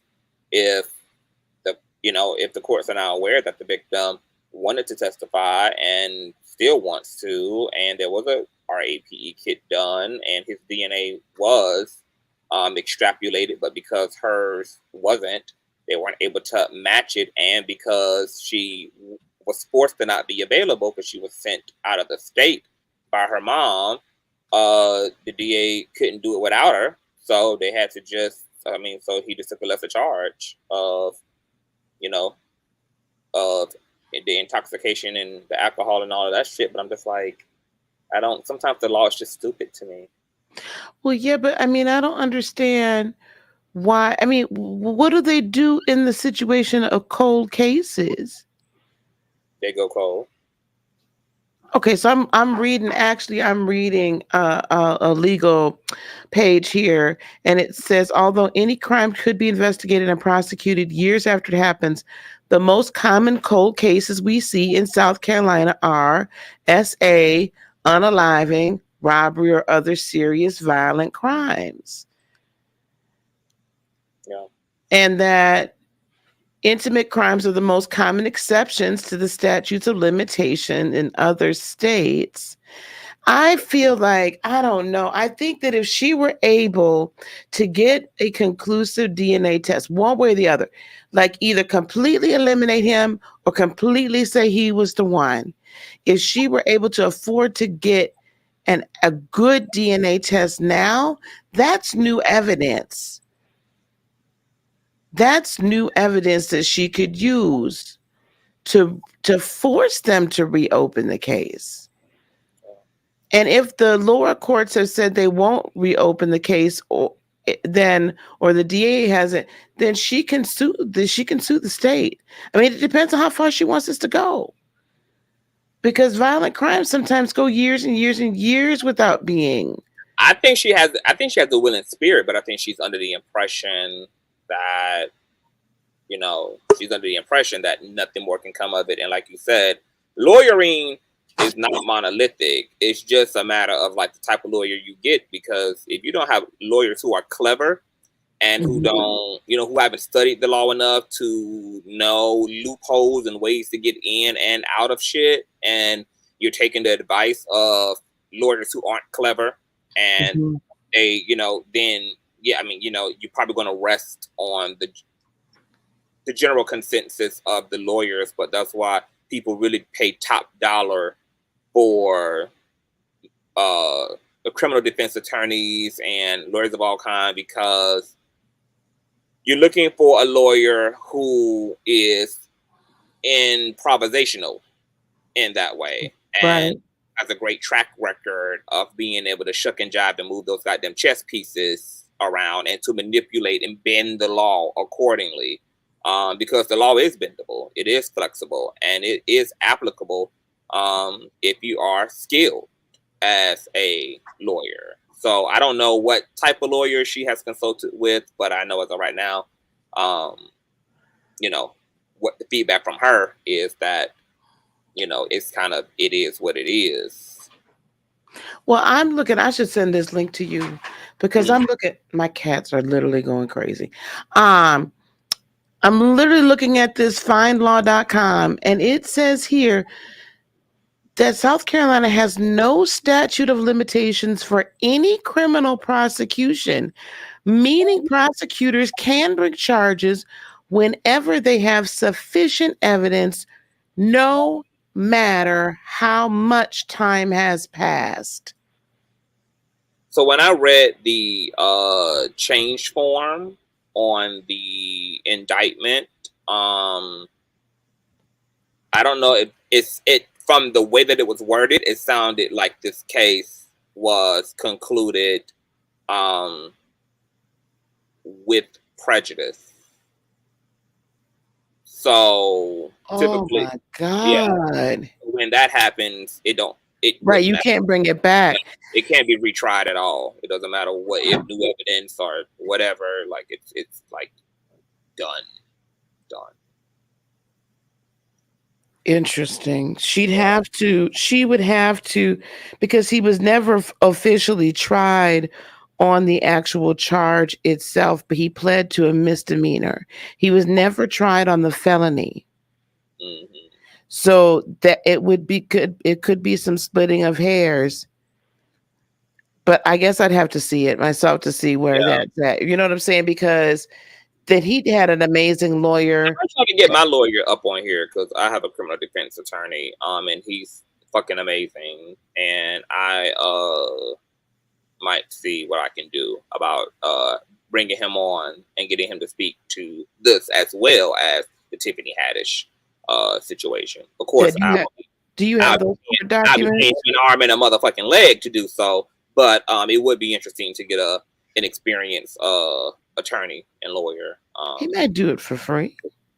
We'll see. You know, I'll you know, he did get paid very motherfucking well. So, yes, but closed mouth don't get fed. Sometimes, honey, you just have to ask. You never know. I'll slide it over to him, see what it do. Yeah. Because the reason why I was saying, guys, this is a cold case is because it's been so long and there's been no movement on the case. So technically, the R-ing would be it's loosely a cold case. And the other reason I brought that up is because there are plenty of cases that they don't find anything out for 10, 15, 20 years, and then someone gets brought up. But I would be very interested to see, I'll have to look at those documents to see how they worded the with prejudice portion. Now, that's highly unusual. I wonder if she got a I was going to say, I wonder if she got a shot with Larry and Boo, because they weren't tried at all. Yes, but I don't know if there will be a precedent for her situation with them, because I know at one point in time she did, I think, try to put private investigators out a few years ago on locating Larry and Boo. I don't think anything came of them locking down Larry or Boo. I don't think they could find them. So, yeah. And then perhaps to get around the with prejudice, then it could be conspiracy or party two. Mm-hmm. Theirs. That's the only way that I could see out, depending upon what the with prejudice is. You know what I'm saying? Mm-hmm. So now we know that she's going through therapy and we know she's going through these things. Again, the only way out of this would be to find some loophole civilly, to bring some sort of defamation at this juncture, or find, have that go to an appellate court or go to a higher court. Or what would be considered defamation? I don't know. See, this is the thing. He's very careful not to say anything against her. For sure. He's very careful, because the minute he does, and then she can bring a defamation. Mm-hmm. I'm saying that if he does. I don't think he has, though. So, and he's smart enough to know not to, which is why he's been able to avoid being in that position, because he probably knows that if a slit in the door is created for the courts to get involved, then yeah, the rooftop is going to be blown the fuck off. So I think that's why then he probably should not be. At this point, he has a lot to lose. He has more to lose now than he ever did. Absolutely. So he definitely is going to be moving swiftly and professionally around the situation. Right. Do you believe that there should be any consequences from his wife or from his family? Do you hold DJ Envy? Do you hold the creators of the Breakfast Club? Do you hold Angela Yee? Do you hold any of the other people around Charlamagne accountable for not holding him accountable, or for a lack of confrontation? Or do you think that they're within their right to believe his side of events, because he has spoken about this incident, but spoken about it from his perspective? Is that what should happen when people are close to you? That if you tell them whatever you tell them about whatever it is you're telling them about, that, and they take that is a proper thing to do? Or is there or? I don't think it's outside of their character. How about I say that? I can't tell a person what's right, what's wrong. That has to be based on their own character. And I don't see much in their character that tells me that I should expect any more than what has or has not been done at this point. They were going after their bag. Angela Yee sat up there and let them dog her out and talk about her, and let him go run off and talk about her and put her in, bad light everywhere else. And she still collected that check. So, and DJ Envy over there, he's rather sus on a lot of different levels. So, I mean, is it birds of a feather with those two gentlemen? Perhaps. She collected her check. Now she's going to have her own check. So, I mean, in a perfect world, I would hold my people accountable. His wife, Especially as someone, the wife name is also Jessica, and she looks just like Jessica, and just like Jessica, her first sexual encounter with her now husband was under him intentionally getting her intoxicated, and then. So she's probably one of those women that there's a lot of us out here, not me personally, but there's a lot of women out here that would say, well, I liked it and I married it, and she's just jealous because she couldn't get him. And I'm sure she's done a lot of mental and emotional gymnastics, you know, whatever. I mean, it sounds to me like there's just a lot of people that are around him. I don't want to pass judgment on this woman. If it were me, I'd put it like this. I'd be out. First of all, I wouldn't marry a person that had to slip me a drug in order for me to sleep with them. That's the first thing. I wouldn't even be in the position. He'd have probably been locked up or 6 feet under, because that just wouldn't have happened.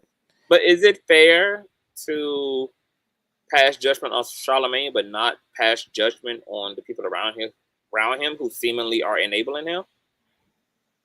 I didn't say it was fair. I'm just saying that I have to look at what I can see of their character by their actions, right? And so, I'm side-eyeing them all, but you can't throw them all. Only one person allegedly committed this act. Now, everybody else was enabling. They were not enabling him to the same degree, I think. The wife directly did. She married a man with this past, and then he did the same thing that this Jessica accused him of doing to her. Literally the same thing. She's trash. What am I supposed to say? She picked me trash. I don't know what the text said. What can I say? Like, I want to say that the fucking wife is as far as I'm concerned, she's just a female counterpart to Charlemagne. It's just like, what are you fucking doing? Like, it's one thing for this situation to be a standalone, but right. How do you have the unmitigated motherfucking audacity to also be a woman who the same man accused of drugging a woman and was arrested and etc., then turn around and have this same man do the same thing that a previous accuser is accusing him of, and then you double down, like you double in, double down, put on the seat belt, put on the super mammy cape, and commit. Like, this, for the wife in particular, it can't even act as a standalone incident, because your fucking husband did the same thing to you, and the only reason you don't think that he did is because you would have fucked him anyway, which does not excuse or say anything to his intent. If you was gonna fuck him anyway, that's your intent. But the fact that he literally manipulated you and coerced you and incapacitated you, and that was his entry into sextivities with you, you are psycho. Well, yeah, psycho. Conscious, I just said that, baby. But now, let me put it this way. I would look at this a little different as far as culpability or responsibility or accountability. If she was bringing people into this, aka the alleged T.I. and Tiny situation, if she was bringing people into this and they were getting drugged and all of that, now she's a party to the crime. Much like, I believe, Ms. Haddish, if there is anything allegedly, I believe that that's what she is. I mean, she brought the kids there, right? So she'd be a party to it. I guess my thing right now, I'm so done with the depravity and the idiocracy of humanity at this point. It's that, listen, this woman ain't got it all together. What else am I supposed to expect from her? I know she ain't gonna come to nobody's aid. Why? Because she's looking out for herself. Why is DJ Envy not coming to nobody else's aid and throwing his boy out here and saying you wrong? look at Khadijah's comment. I think she just fucking nailed it. He only married her so she wouldn't tell, like Jessica #2 did. That's right. Maybe so, but why is she sticking with it? Because she gonna get half. No, the question is why. The question is why did why did she? But why did he? He had already been through this, and he already knew how close his dad was to the edge of accountability with the previous situation. Now he finds himself in his sick condition, allegedly, doing this to the current Jessica, and he gets even more clever and decide, you know what? The only way to make sure that absolutely nothing comes about this is I'm gonna have to seriously be in a relationship to this damn woman so that she can do what she did, convince herself that nothing in fact happened to her, and to become so valuable in her life that she would feel too guilty and she would have too much to lose, aka her family, aka her father's child, aka etc. The wealth, whatever came with the perks of the bullshit. I mean, this was wicked geniusness on Charlemagne's end to marry Jessica #2.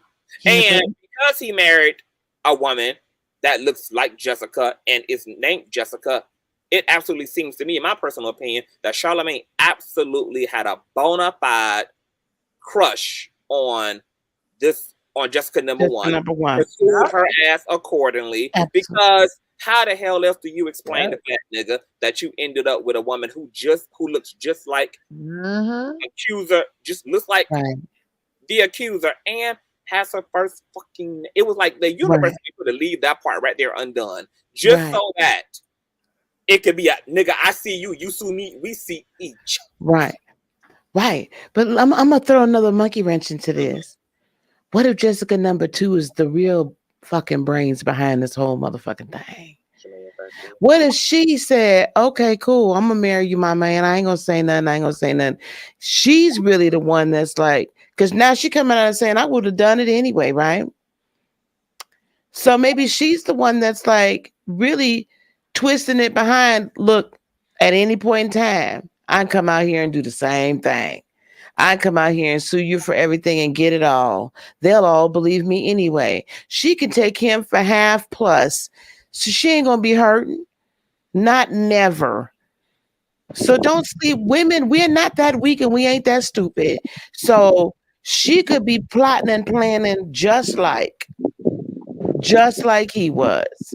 And even if she didn't plot and plan at first, I bet you now she is. She ain't stupid. She's not stupid. So he's sick and twisted and she not stupid.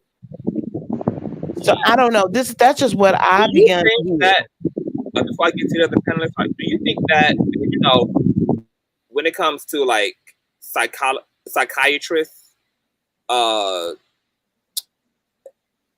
client's confidentiality clauses exist, etc., do you think that it's possible that Charlemagne and his therapist have addressed this at some point? I'm sure they have. Their therapy, that the therapist probably has full deets on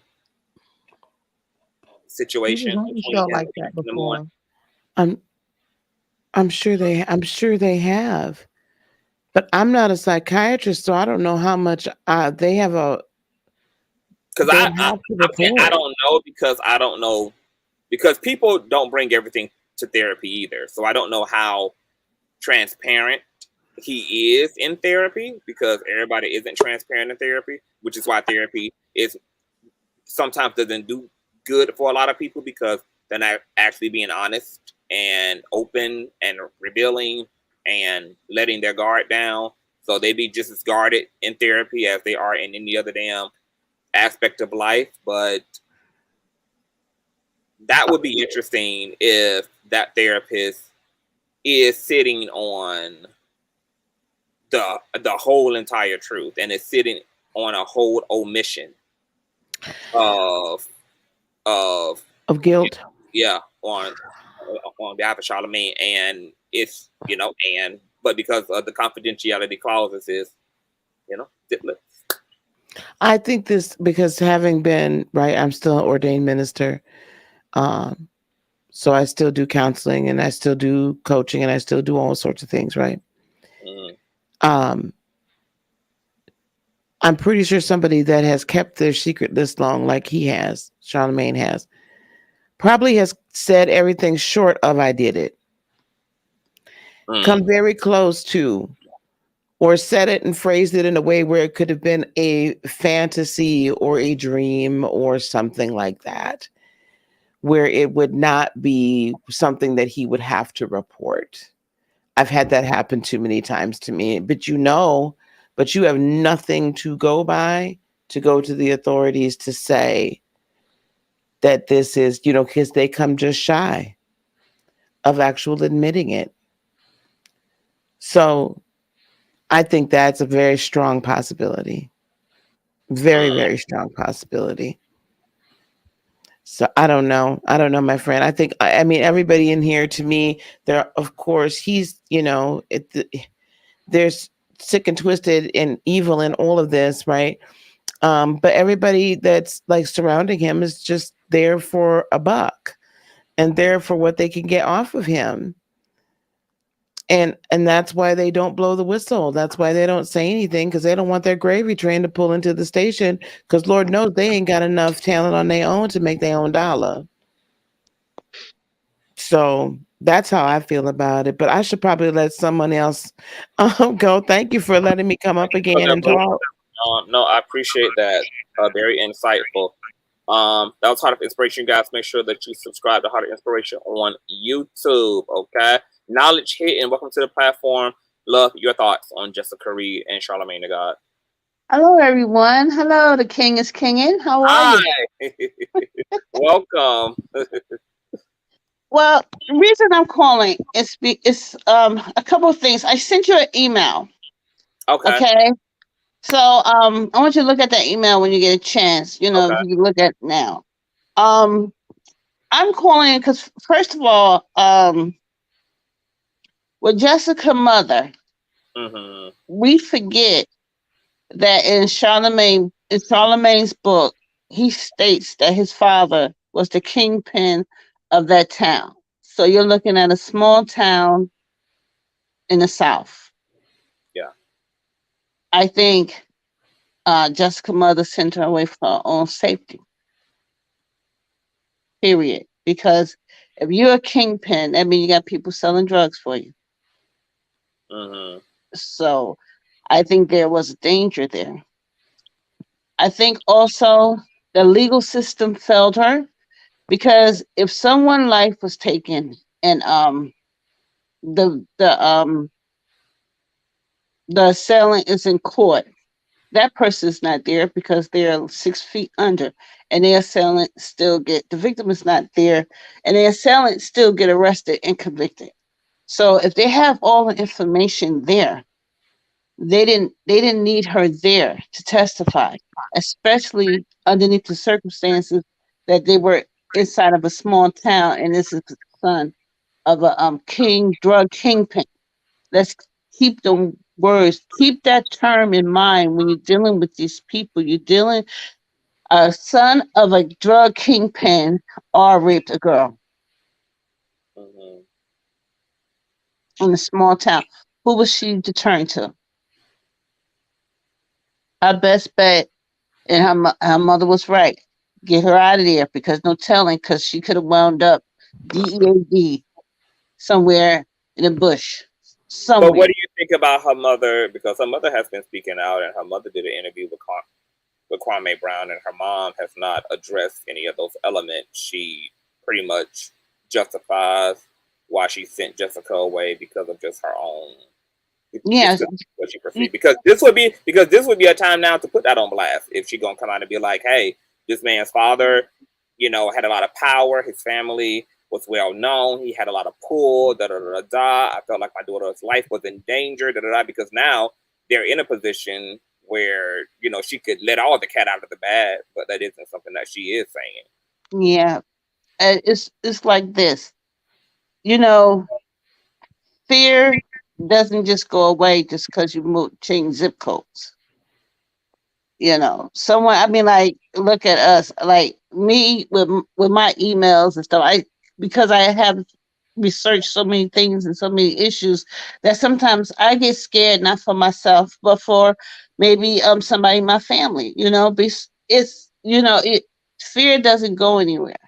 And I believe with the in her capacity, the mother did the best that she could do for her daughter.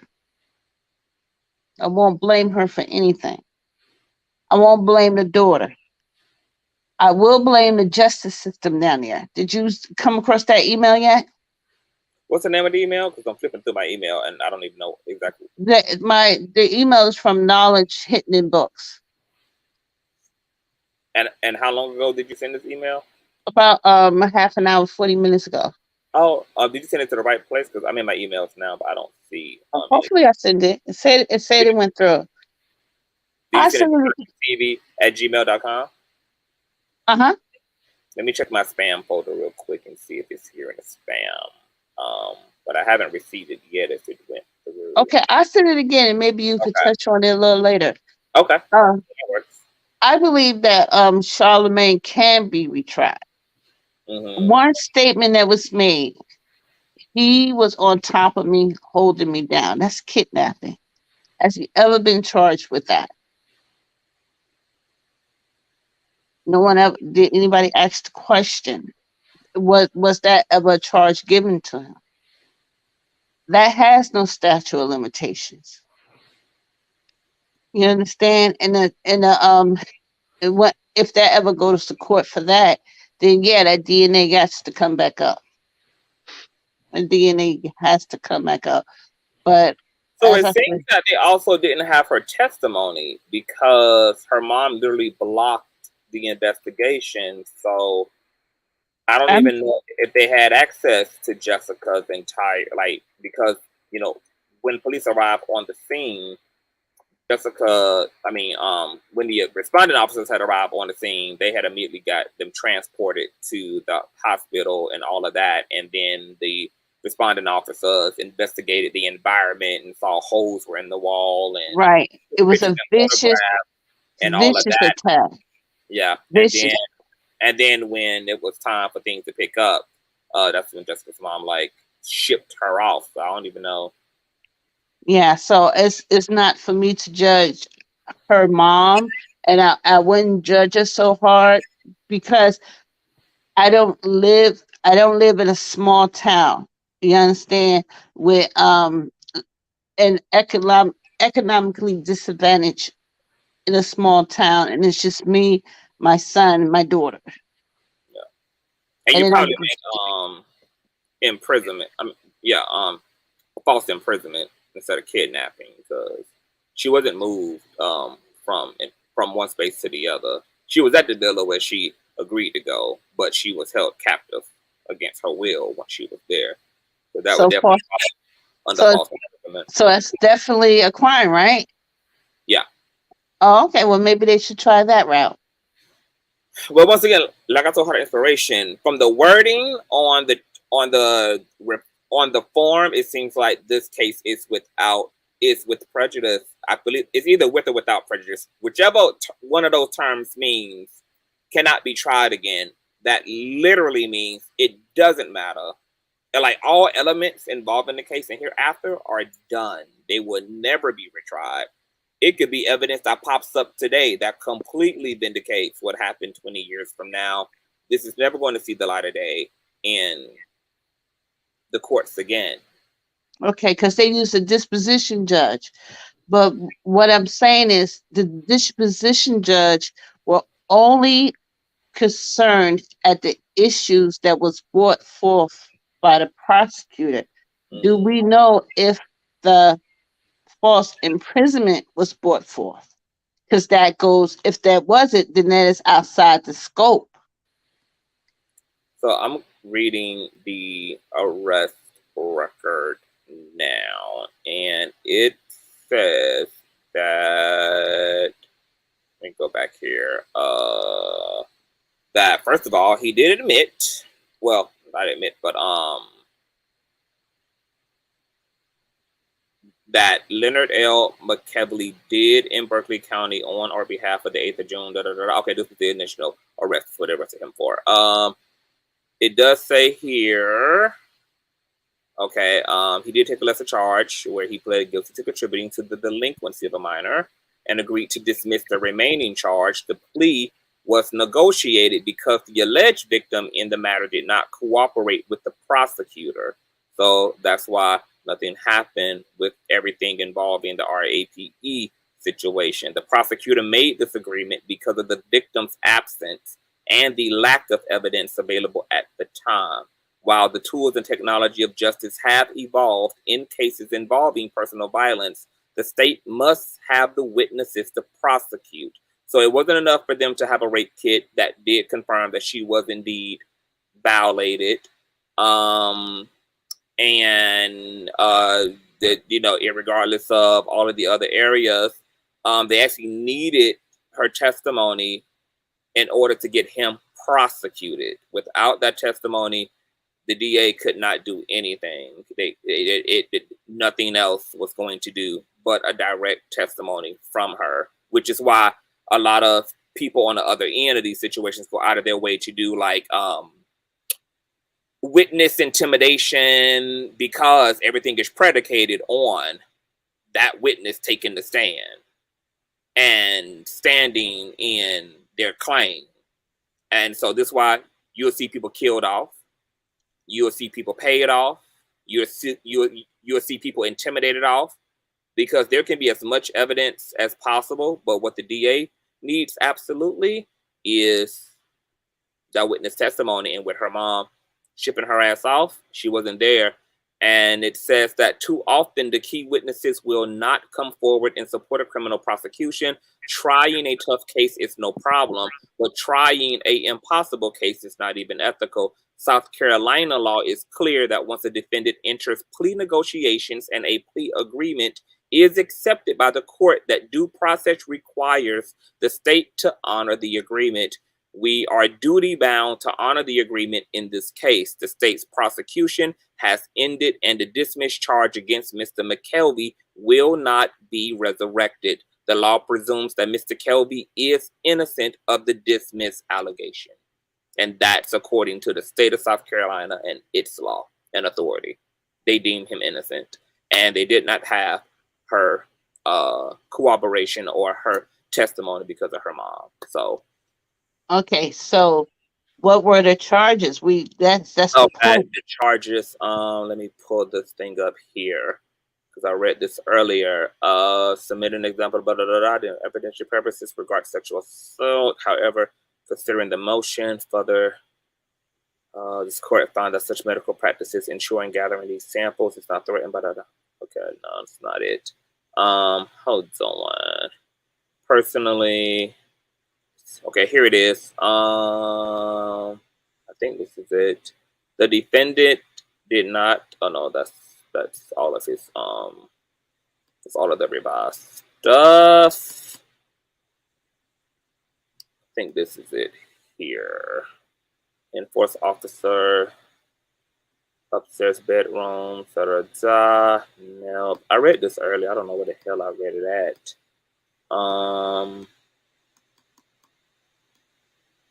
Yeah.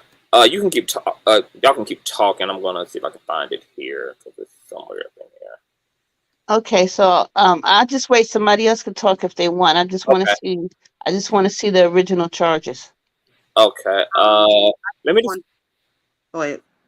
Yes. Was resolved pursuant to plea agreement between the states. South Carolina said the disagreement to the that the minor did not cooperate. The prosecutor made the agreement because of the victim's absence. Okay. Yes, Anya. You was about to state something.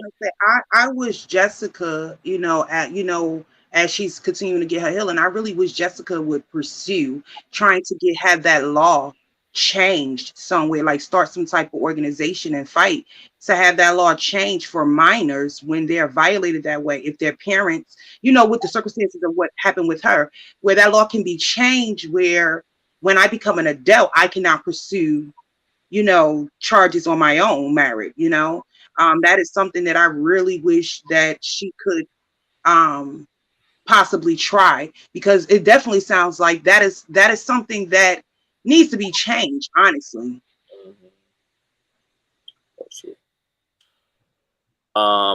So this article, the indictment for criminal sexual conduct with a minor of second degree. Okay, so that's what the charge, the warrant initially was for: indictment for criminal sexual conduct with minor of second degree, as a Court of General Sessions convened on August 29th of 2001. The grand jurists of Berkeley County present upon their oath that Lenard McKelvey did in Berkeley County on or about the 8th of June, willfully, unlawfully, and feloniously engage in penile vaginal intercourse with a 15-year-old female. This is in violation of the South Carolina Code of Laws. So they arrested him on willfully, unlawfully, and feloniously engaging in penile and vaginal intercourse with a 15-year-old as a Court of General Sessions convened on August 29th of 2001. Lenard McKelvey did in Berkeley County between the 8th day of June 2001 and the 9th day of June 2001, knowingly and willfully encourage, aid, or cause to do acts which were intended to cause or influence Jessica Nicole Reid to deport herself in a manner so as to willfully injure or endanger her morals or health. This is in violation of South Carolina Code of Laws, etc. And then everything was revised when they could not get, according to them, the victim's cooperation. So in his indictment warrant status change form, it says defendant Lenard McKelvey, and then it's checkmark victim uncooperative, and it was signed off by the solicitor, Christy Harrington. So he was never charged for false imprisonment? No, not necessarily. But false imprisonment honestly probably falls within RAPE charges, because that's what you have to be doing in tandem with sexually violating someone, is be holding them against their will, holding them captive. Yeah, but those are separate charges, though. Those are not. It would be separate charges, I think, if sexual violation wasn't there. If this was just like a domestic violence situation or some other context, but I think because this is sexual, because it's RAPE, false imprisonment is synonymous with the act of RAPE. So it wouldn't exist as something separate. It would just be bodied up into RAPE, because you have to be falsely imprison somebody to sexually violating them. Actually, CTV, there's completely separate charges. So they're completely separate codes. So it would be a violation of South Carolina Code, blah, blah, blah, blah, blah, and then blah, blah, blah, blah, blah, and blah, blah, blah. That's how come they can do SA plus assault and battery plus intimidation of a witness plus false imprisonment. Oh, yeah, I get that. But the reason why that didn't come up once again is because the entire case was halted, and once Jessica was uncooperative, none of the charges that probably would have developed once they would have got into trial and all of this, because they add shit as case and trial goes on, so somebody can enter with 2 charges and then end up with 36 by the time everything is going down. But because trial didn't happen, some charges that weren't there initially might have showed up once due processing was actually due processing, but due processing was completely interrupted. So what they have to do is find out which charges has no statute of limitations and then go forth with that. So he may not be able to be retried on the R8, the R word, but he can be sent to trial on the other charges. I'm looking. That's not double jeopardy. What is false imprisonment in South Carolina? Let me see if there is a statute of limitations on false imprisonment. Oh, this is a lot of information. Yeah, well, maybe so maybe the public definitely needs to because Jessica Reid, I'm assuming that she has social media, etc. Maybe need to encourage her, actually directly contact her, email her, and encourage her to look into these things, because maybe these are things that her lawyers didn't even think to even tell her or didn't even know for whatever reason. So, and once again, this is, to y'all's point, all about finding those loopholes and being creative in this way in order to get this thing back going. And so, and it's very possible that her own legal team and the people that she has consulted with just weren't this clever. And social media and civilians of all kind have historically aided and abetted in lots of things that police couldn't accomplish, that lawyers didn't think to accomplish, and have been very useful in cases like this. So I'm curious now to know exactly, to look more into this, and maybe I'll even try to reach out to Jessica herself and ask her some clarifying questions, and maybe even in terms of what you guys have posed here about the false imprisonment, etc., and see if I can get a statement from her or get her to speak to those things. Because if there is a way into this, then I mean, you know, if she desires, then she can take the opportunity to get the ball rolling again on this situation and really finish what she wanted, finish what she started almost 17, 18 years ago. Well, that sounds hopeful. So, you know, I just want her to have some peace. I don't know what's going to happen, but I just, you know, just want the girl to have some peace. Yeah, I believe in like toward the end of the interview, she claimed on one end that she's in a greater place, and that the situation is not prohibiting her from living a full life anymore.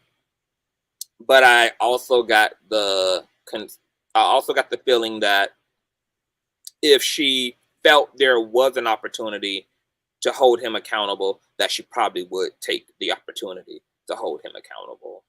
So I'm gonna make contact with her, and I would encourage you guys, if you guys find her social media handle, if I find her social medias, I'll list them in the description box, and have you guys also pass over some ideas to her, because I mean, for all we know, right now, right here, could be the beginning of her having a breakthrough in her case, despite all of her consultations with lawyers throughout the years. So, yeah.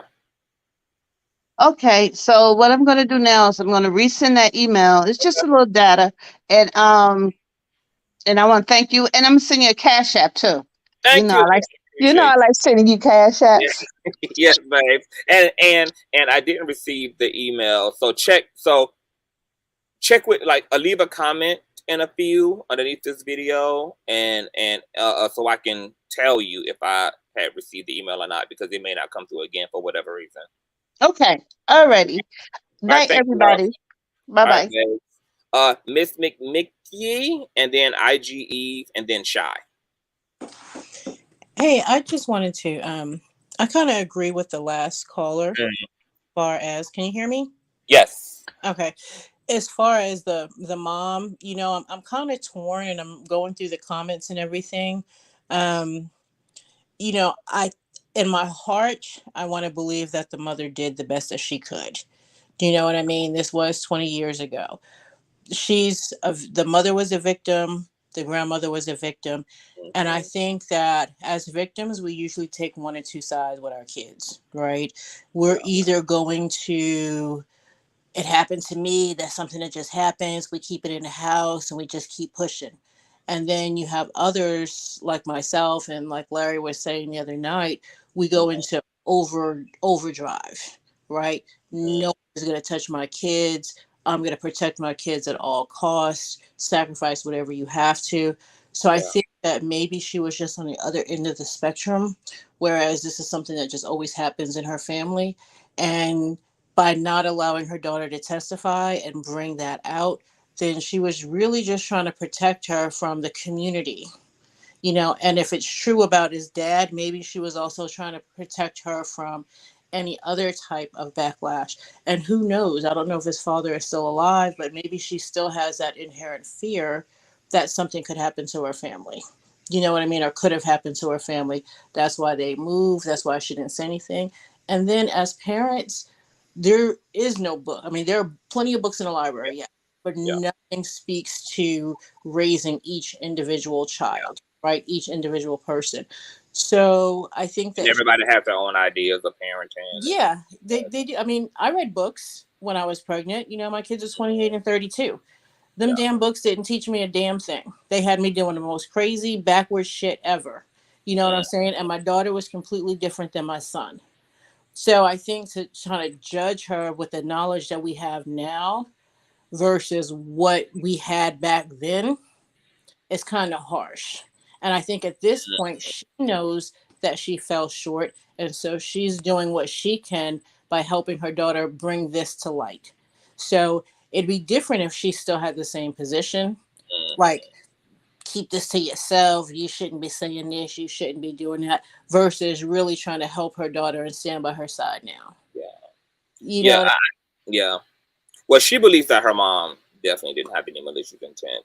Even though she doesn't agree with, you know, her mom's choice, you know, she respects it because she, just like you were saying, you know, she, you know, feels that her mom made the decision at the time that she believed needed to be made. Right.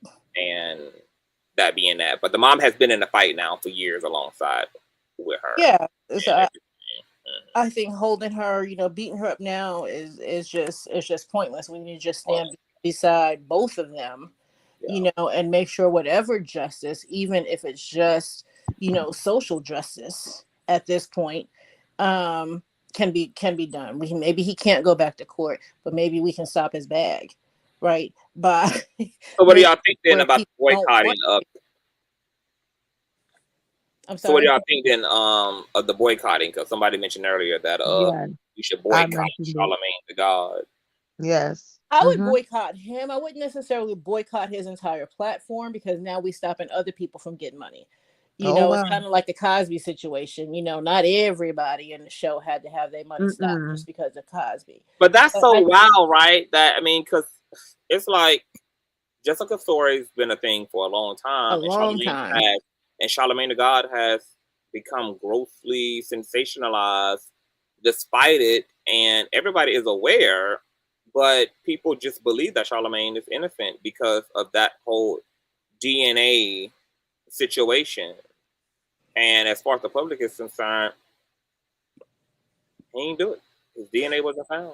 Well, the thing is, the beauty about where we are now in society is we can go back just like you just did and read the actual charges. The hell with what he said, because we just seen that he was lying the whole time, right? So it's about bringing all that to the forefront to where they can't hide from it anymore. He's definitely, in my opinion, he's definitely a predator. He definitely has a type, you know. And like I said earlier, I really think his wife, you know how like serial killers and things like that, they always collect trophies from their victims. I truly believe that his wife is just a trophy to say, look what I did and what I got away with. And he's kind of, to me, mashing the Jessica #1's face into it, you know. And I think it's sick and twisted. So if we can boycott him and stop his bag, then I think that's what we need to do. That's a whole narcissistic tactic. That is narcissism in its prime. And that's exactly what he is, in my opinion. Just based on the vibes and the energy that he puts off and has put off over the years, that's exactly what he is. Jesus. Wow. Mute Charlamagne Tha God. Tasha K has a platform. She has a reach. So maybe this is also an opportunity to apply some pressure for Tasha K to definitely use her millions of subscribers to help to mute, and then everybody touch and agree. And what the only thing I hate about social media is that, like, we don't realize that people can be used where they can be used. So there are going to be a lot of people who ain't going to want to mute. And if Tasha K was to run with it, a lot of people wouldn't even participate because it's Tasha K trying to run with it. But with her set aside, I mean, I think it's pretty fucking clear that Charlamagne is allegedly guilty of said crime, and it's just because of some technical things in the situation why he was able to walk free. Not because he didn't do it, not because whatever. It's because some technicalities got him off. Mm-hmm. Some technicalities.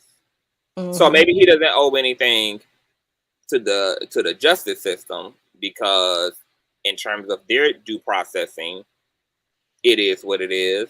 But I don't know what has kept Charlamagne, as much as he's ran his mouth about how sick he was and how patriarchy informed him, and been even transparent about him and his wife's situation.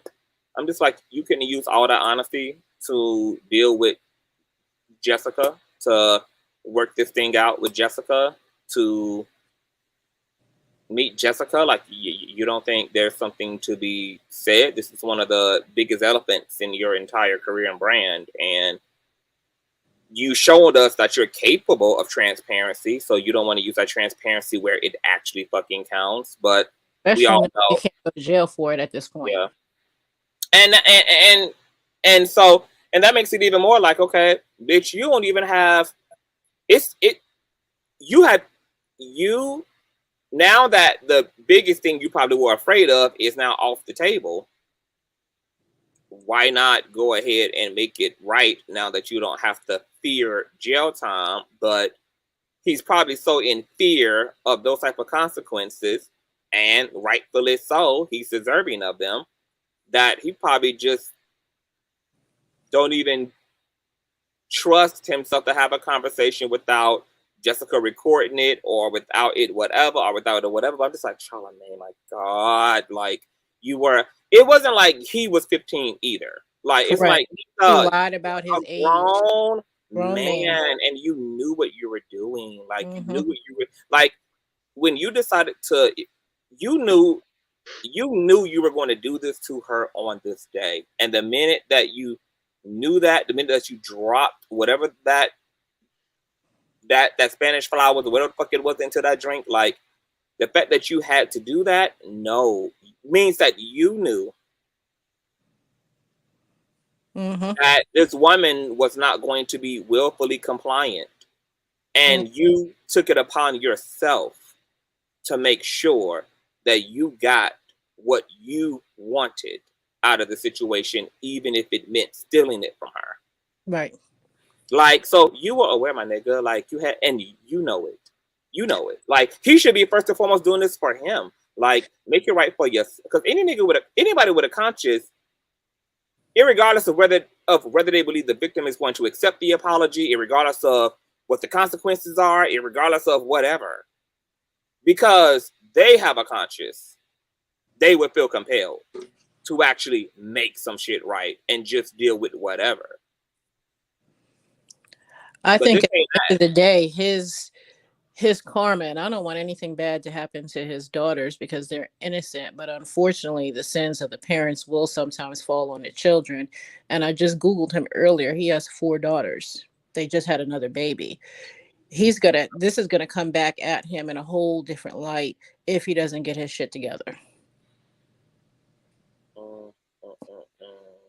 Like, there's a reason why he don't have any sons. All he's got is girls. But to make it what makes it worse, Miss Mickey, is his wife ain't no better. No. He did it to her, and she excused it. So she excused it. I'm scared for these girls. I saw that mammy shit. Mm-hmm. I'm like, so I'm scared for these girls. Like, what the fuck? Mm-hmm. This who y'all have informing y'all about the world? According to the mama, according to Jessica number 2, it wasn't RAPE, but it's the actual definition of it. You dated this man for a year. He knew you weren't giving him any, but he took the opportunity. And you want to still say, oh, it wasn't this, I would have eventually done it anyway. That's not. And then still had a double talk. Like, it falls under RAPE culture, but no, I don't consider it RAPE. Girl, what? Like, can you pick a side, boo? Like, like, girl, what? You just literally talked out of both sides of your damn neck. So I feel for those children. The parents really need to get their stuff together. As much as he claims to be spiritual, I think he's a disgrace to the spiritual world, and he's got a lot he's going to have to contend with, and he has to make it right. Yeah, absolutely. But thank you for that, Miss Mm-hmm. Nikki. IG Eve, the Weave. Welcome to the platform. Hi. Love your thoughts. Hi, Conscious. Hi, Hey, Cat. boo. I just feel like you gotta with a person like Charlamagne, you gotta hit him where it hurts. And he likes to be on all these platforms. He don't talk about how on all of these platforms. So you have to boycott the Breakfast Club. And you find out how many books he sold, find out how much he made from that, and then you sue him. You got to drag him through the mud. And right now, this is the time in social media, everybody is paying attention. This is the time you drag him. Because he's not going to go to jail. So you have to drag him. Get him for everything he got. The street justice. Yes, right. Tear him down in public eye in front of everybody. Yeah. And shame the devil. That's right. My God, today. And see, his wife is a victim, and y'all not realizing that. We see this on Law and Order all the time, where they protect their predator. She fell in love with her predator. I feel like she was already interested in him, and because she was, that's how she rationalizes what he did. Like, what? I wanted him anyway. I was gonna fuck him anyway, which is why she made sure to say in the interview when she called in to his defense that this isn't our APE, because when I sobered up the next morning, I willfully had sex with you. And that's how she justifies it. It's like, I would have screwed you anyway. So who cares if you had sex with me while I was inebriated, because I would have given it up anyway. It's like, girl, I really do think that he's obsessed with the first Jessica. Absolutely. We see that on Law and Order all the time. He fell in love with the first Jessica. He plotted on her from the moment he seen her in the studio. He was plotting on her. Yeah. And made her a victim. And she needs to hit him where it hurts. She needs to sue him for everything he got. Because it's not like he's going to jail. And it's not a lot of people coming out and saying nothing. Yeah, he employs a lot of people. He did the whole iHeart deal for the podcasting, for the Black social media, but no, because they all know what he did. So no. How can you work with somebody like that? How can Envy and them work with somebody that's sitting up there talking about how he did this to somebody and sit up there and laugh about it like everything is okay? Yeah. But then you got Envy over here putting fingers in butt moles. So, yeah. And cheating on his wife. And cheating on his wife. And then had the audacity to not even bring her to climax for 11 years of the damn marriage. Because he was too into Charlamagne in the butt mole.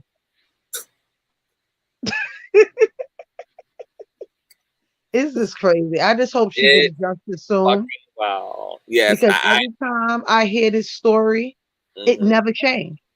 The only thing we found out new was about the father, but her story has never changed. And this to give y'all a little backstory, Choke No Joke did get her a lawyer. And her lawyer was Lisa Blumenthal. And to put some more tea on it, allegedly, Lisa Blumenthal like to throw their clients under the bus.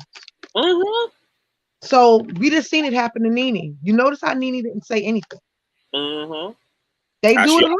Black China. They do it a lot. Tierra Marie with 50 Cent, they do it a lot all the time. They sell their clients out. They sell their clients underneath the bus.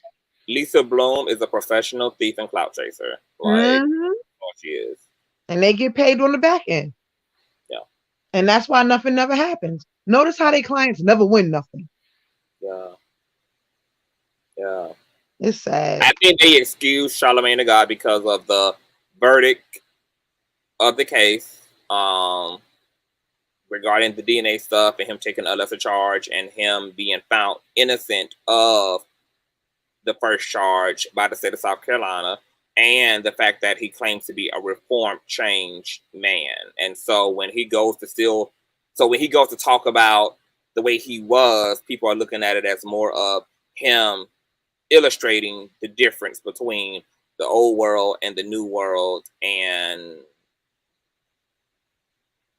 they're looking at him as informed. So so they don't even see it as anything is undealt with as far as they're concerned. The state of South Carolina ruled, and that's that. And may God bless Jessica Reid. I feel like everybody should just hashtag cancel Charlemagne in the Breakfast Club. It got to start with us. We got to take care of our own people. It's time. They're not going It to would do have been anything. nice to see Jessica Reid's interview shoot to 1 million, just like all of that ratchet slander Right. platform. But It's like when social media needs to be making some shit viral and needs to be backing some shit, it's like they don't. And it's like, y'all put that trash that Tasha K reported on in the fucking million, but the Jessica Reid interview is only sitting at 100,000 plus views. And that's crazy. That's crazy. That is crazy. That should be at 1 million right now. That should be at 1 million. And that's why we got to push it. Even if you don't like Tasha K, I feel like that video should be shared over 1,000 times. And that's what I'm saying. People got to stop having such bias. Like, you got to be mature. Yeah, you can't. Don't worry about the message. Can be right twice a day. So it's like, when some shit is important, it don't matter who the fuck it is leading the march. Like, right is right at the end of the day. That's right. We got to have taking care of our community. We cannot wait for them to always do something. We already know he did it. We already know he's not going to jail. What's the next best thing after that? Let's push this interview, hashtag cancel him in the Breakfast Club, and keep it going from there. Because that's the only way we're going to be able to get him. For sure. Absolutely. Yeah. That's just the way I see it. Like Michelle Thompson said, I like to say, watch the Tasha K interview. Even if we don't support her, do it for Jessica. That's it. Right. That's it. Even if you don't watch it, share it. Yeah. Go over there and like it and share and that's it. You why don't even I have felt to watch compelled. it. Like, that's why I felt compelled to talk about it. I'm like, clearly, me and Tasha just fell out 2 weeks ago. But then I saw this interview. I'm just like, I gotta do my part in bringing attention to this interview and to this woman's testimony and fucking experience. It like, this is bigger than people's personal opinions of people and bigger than people's personal attitudes and fallouts. Like, to let that shit inform you over the right fucking thing is whack. Like, that's whack. It's whack. And it's so fucking immature. So yeah, we want to encourage folk, watch the interview, support Jessica Reid, get that video to the millions and millions and millions of views, just like everybody did when it came to the Cardi B shit. That's right. Set it off. Like, if folk mean it, sit yourself aside, sit how you feel about Tasha platform aside, sit all that shit aside and make an exception for not Tasha, but for Jessica. It's time for her story to get some light. Yeah, for sure. And I hope that Jessica keeps talking. I hope that this ain't the last interview. I don't know how interested she is in continuing to share her story and share her experience, and if she just made an exception for Tasha, or if she's going to continue to take the opportunity to speak on major platforms and networks. But I hope that if Charlemagne can commit to being in denial, then I hope that she commits to keeping her truth completely out there, because that's where the grit gonna be. If Jessica never lets social media or the world forget it, the world won't. The world won't. So I hope she keeps talking. Hell, make your coin, Jessica. Write a fucking tell all. Matter of fact, I probably would have did a book before I even sat down with Tasha and told it all. I would have got my coin and got all my real clout off that shit, and would have let that shit send me right on to radio, mainstream television, ESPN, the Animal Channel. I would have took it all. And then after my little moment would have capped, I would have let the trickle effect happen, and I would have came right on down to social media, spoke with all the major influencers, took today fucking I just would have let it fucking rip. Yep. It's time. It's time for that. We don't need to listen to him on the radio because he's over there sniffing butt seats and harassing people. Y'all remember when he bullied Noodle Mama? I didn't think that was cool. See, I don't watch Charlamagne in that interview. I don't watch Charlamagne Tha God, so I haven't seen a lot of what he's done and stuff, because I'm not really into celebrities like that, but I think I missed a lot. I missed a lot of shit going on out here in these streets, apparently, but yeah, it's wild. I'm gonna have to close out really soon, but I want to thank you, IG Eve. I totally agree with your sentiments. Thank you for having me. Shy, I thank you so much, love. Shy, last but not Yes. least, welcome to the platform. Love, your thoughts on Jessica Reid and Charlamagne Tha God. Well, I talked to you about it the last time we went over this. But Charlemagne is very much aware of everything that he's doing and that he's already done. Jessica and her mother, they I mean, we can't bulldog. We can't put the mom down and keep putting her down because of they are reacting out of fear. She only did what she knew what to do at the time. When you are a victim, it's not that easy for her to be able to discuss. And she thought she was looking out for the best interest of her daughter. I mean, you really touched bases on everything that I wanted to talk about. But you have to actually know what it's like to be a victim and what that looks like and feels like. To know that it seems like it's easy for a person that's never went through it, but if you actually went through it, you know how easy it's not. As a victim, and there's no amount of money, and there's exactly no amount of time that he would be able to do to make up for all the time that she's lost dealing with this matter, and especially not being able to talk about it when she thought that she was able to talk about it, but her mom felt that she wasn't. So like the lady said, I mean, I guess we can like cancel the guy out. That'll be the only thing that we would be able to do that will actually make him feel the pain that he has caused her and maybe others, in their life, and that you have taken away. I mean, his wife basically, especially with this being after the original Jessica, the wife told the story of the original Jessica story. But like everyone is saying, cleaned it up. Charlemagne cleaned it up too, because he made sure he put in there that she responded back, and how she tried to redirect everything, made herself look silly, by doing that. So I mean, I don't care how big the bag is or how much, whatever the case may be for the wife. I'm saying that you would allow yourself to put what they got 4 daughters. Someone just said. Now you have to worry about that being repeated, to your daughters. Like the only thing that Charlemagne can really do is confess the sin that you did to this child. You will keep replicating what you need the most lesson in.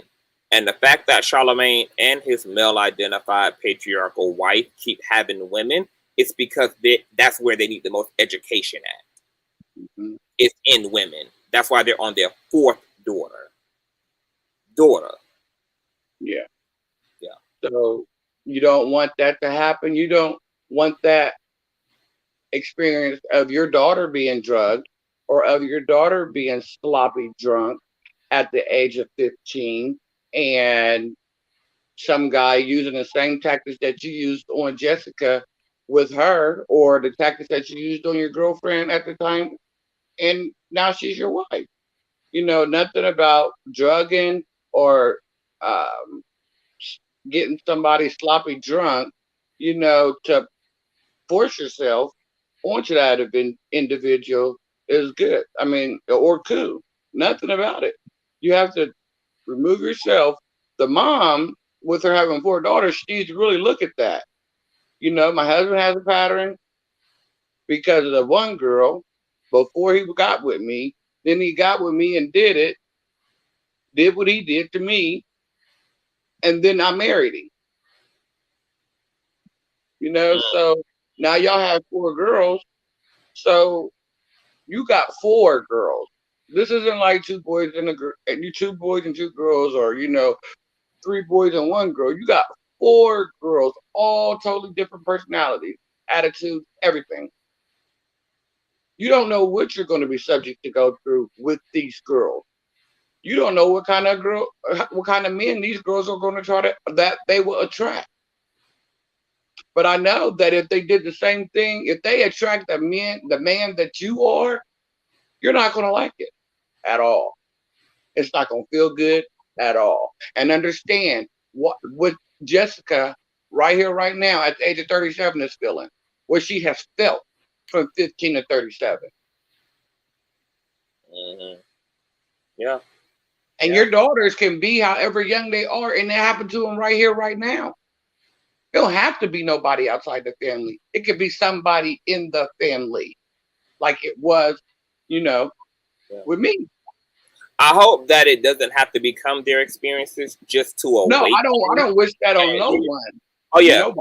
Like, no. And I know that you're not implying or saying that. Yeah. I hope that they don't have to manifest those experiences for Charlemagne and his wife to understand situations, but it's just also coincidental that the scriptures talk about children inheriting the sins of their parents, etc., because I think that's another way of saying that you're going to replicate what you need the greatest lessons in. I hope instead, though, for his daughters, rather than having to endure violence of any kind personally, I hope that they just grow up to be really woke women because they probably would have the power and the proximity to make a difference in terms of getting Charlemagne and his wife to understand what the right thing is to do. So I hope that they grow up to be very fierce as women, and I hope that when they learn of all of these things,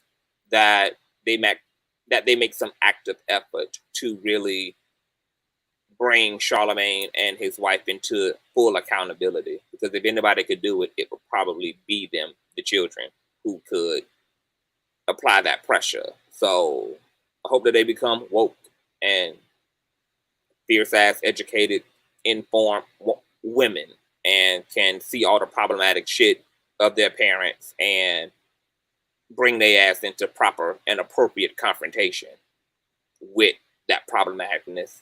But I do got to wrap up the show, you guys. I want to thank you all, Heart of Inspiration, Miss Mickey, Shy, as well as IG Eve DeWee for being up here. Thank you all so much for participating in this riveting dialogue. This was one hell of a discussion. I will make contact with Jessica Reid and see if I can. I'm going to introduce to her some of the talking points that you guys mentioned, or maybe even send her this link. Matter of fact, you guys can send her the link as well to this video, where she can see some of the input of some of the panelists who were making great points about false imprisonment and separate charges and all of those things. That would be amazing, because if she has a chance, then there's a chance. And yeah, she should do whatever will make her feel comfortable. Also, before I end, I want to say that when it comes to this whole age of exposing, right, we know that naysayers and opportunists are also sometimes going to pose as victims.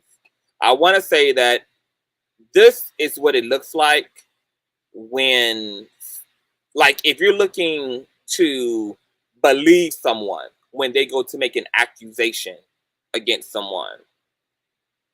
Individuals like Jessica Reid, etc. This is a great reference. These people come all the way forward. They commit to doing everything in their power. Their story doesn't change. You see and you can feel the honesty and the sincerity within their stories. This is not, randoms on the internet. Like, I ain't even gonna get into that. I ain't even gonna get into that. That situation is so fucking messy. I was gonna bring up the T.I. shit. and how, you know, all these individuals showed up when T.I. and the family friend, I forgot her name, you know, when all of that shit happened between them, and then she alleged that like 1 billion women hit her up, and then there was a lot of phantom and avatars making claims, and I just want to tell folks, this is the court of public fucking opinion. If you're going to bring it in a court of public opinion, that's privacy shit, that trying to be slick shit, that trying to, like, you know, do only enough to get something going for yourself, that shit ain't gonna work when it comes to the court of public opinion. You got to step in, you got to step into this shit. Okay, that's it. And the court of public opinion is tough, it's rough, it's demanding, and the court of public opinion is very high maintenance. And I feel like, you know, the people who really step all the way into the shit, and the Jessica Reids of the world, like, you know, they set a precedence in terms of weeding out those who are insincere and just clout chasing, and it is just a money grab, etc., from those who are genuine victims, because you're going to see both of these individuals show up in this space. You're going to see those who are telling the truth show up in the space, and then you're going to see those who are trying to have a moment and who are literally lying and weaponizing and preying upon celebrities and other individuals show up in the same space. So we're going to have to be very diligent. We're going to have to be very discerning. We're going to have to be very observant. We're going to have to be very just acute in our observations, because a lot of slick people are going to try to hijack the space to be opportunistic. So, you know, dealing with case by case and just paying very close attention and keeping your motherfucking third eye open, okay? Because this is going to be a crazy ass time, girl. And, you know, you're going to have the Amber Heards in the world, and then you're going to have on the opposite end the Jessica Reids of the world, okay? So this whole idea of just believing the victim, we got to drop that shit. We just got to go from case to case. This era is messy. This is going to be a messy era. The age of Aquarius is going to be toe up from the fucking flow up, okay?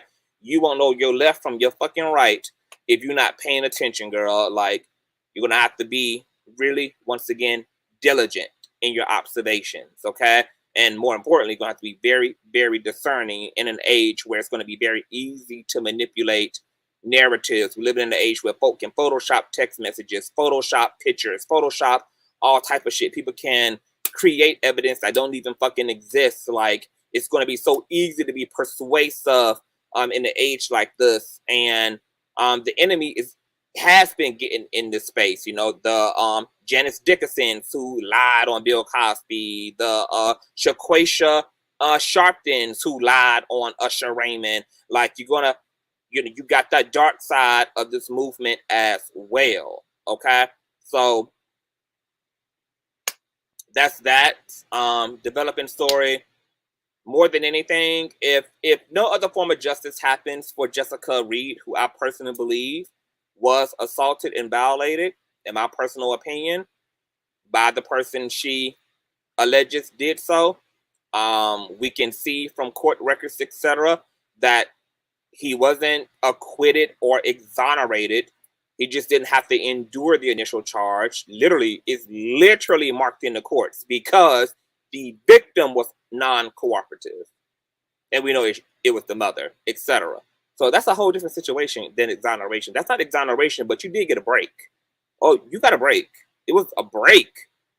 Lucky, lucky, lucky you, but that's not exoneration. Exoneration is DNA not matching, not DNA not found. Exoneration is the person who is responsible, if it's not you, actually having to suffer those consequences. Whoever, somebody being proven guilty in this situation aside from you. Your case going flat because the victim's mom prohibited the deepening of this investigation and kept it from going to trial, boo. You got a break. That's what this was. But it was not exoneration. at all. Hi, Jeffrey Blocker. You're back, and we're out. Okay. Thumbs up this video. Thumbs up, thumbs up, thumbs up. Let me shout out my Cash Appers one more time. Can I ride my bike one more time? Face ass. Okay. Charlamagne Tha God. Continue to mute him. Trash. Fucking trash. I didn't even know all of this about Jessica Reid and Charlemagne, so I'm gonna have to go and unfollow his ass off Instagram. Okay, as soon as I'm finished. Trash, girl. I don't even follow celebrities anyway because I know most celebrities are fucking trash. Okay, I follow a few people in media for obvious reasons, girl, to keep up with the goddamn tea. But my fucking God, it is just crazy. Crazy. Hold on. Let me shout out, oh, god damn. How the hell did this happen?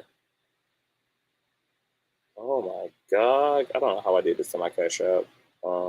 It took me all the way back, girl. Well, y'all know who y'all are. If I can't shout y'all out tonight, I would definitely shout you guys out. I would definitely shout you guys out tomorrow. This is fucking nuts. I don't know how the fuck this thing sent me.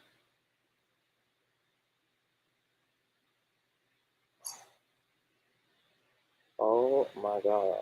Oh my God. Oh my God, girl. I'll shout y'all out tomorrow, girl. It's a lot going on. But I love you guys. Thank you guys. Emails, any breaking news, etc. You guys know to email me over at Consciouztv, inbox me on Instagram, send me a message on Patreon. All description, all information to Patreon, email, etc. Donation options are in the link below. We'll be back tomorrow with a hot topics, girl. There's a lot of shit I meant to cover last week that I didn't get to cover. So we got to get into the father who pulled up on the high schoolers or middle schoolers on the school bus, girl, and let the kids have it to keep them goddamn bullies off her daughter. I mean, off his daughter, girl. I know y'all sent me that and wanted me to speak about it. It's all type of shit in my inbox that y'all been sending me to get my commentary on. So we're going to do a hot topics run, girl, and address all of the shit been happening in the world of social media and pop culture. I love you all. Welcome to all of the new subbies, girl. Let's go ahead and get me to solid 35K and continue to climb. Shout out to all of the panelists. And I bid you all a farewell.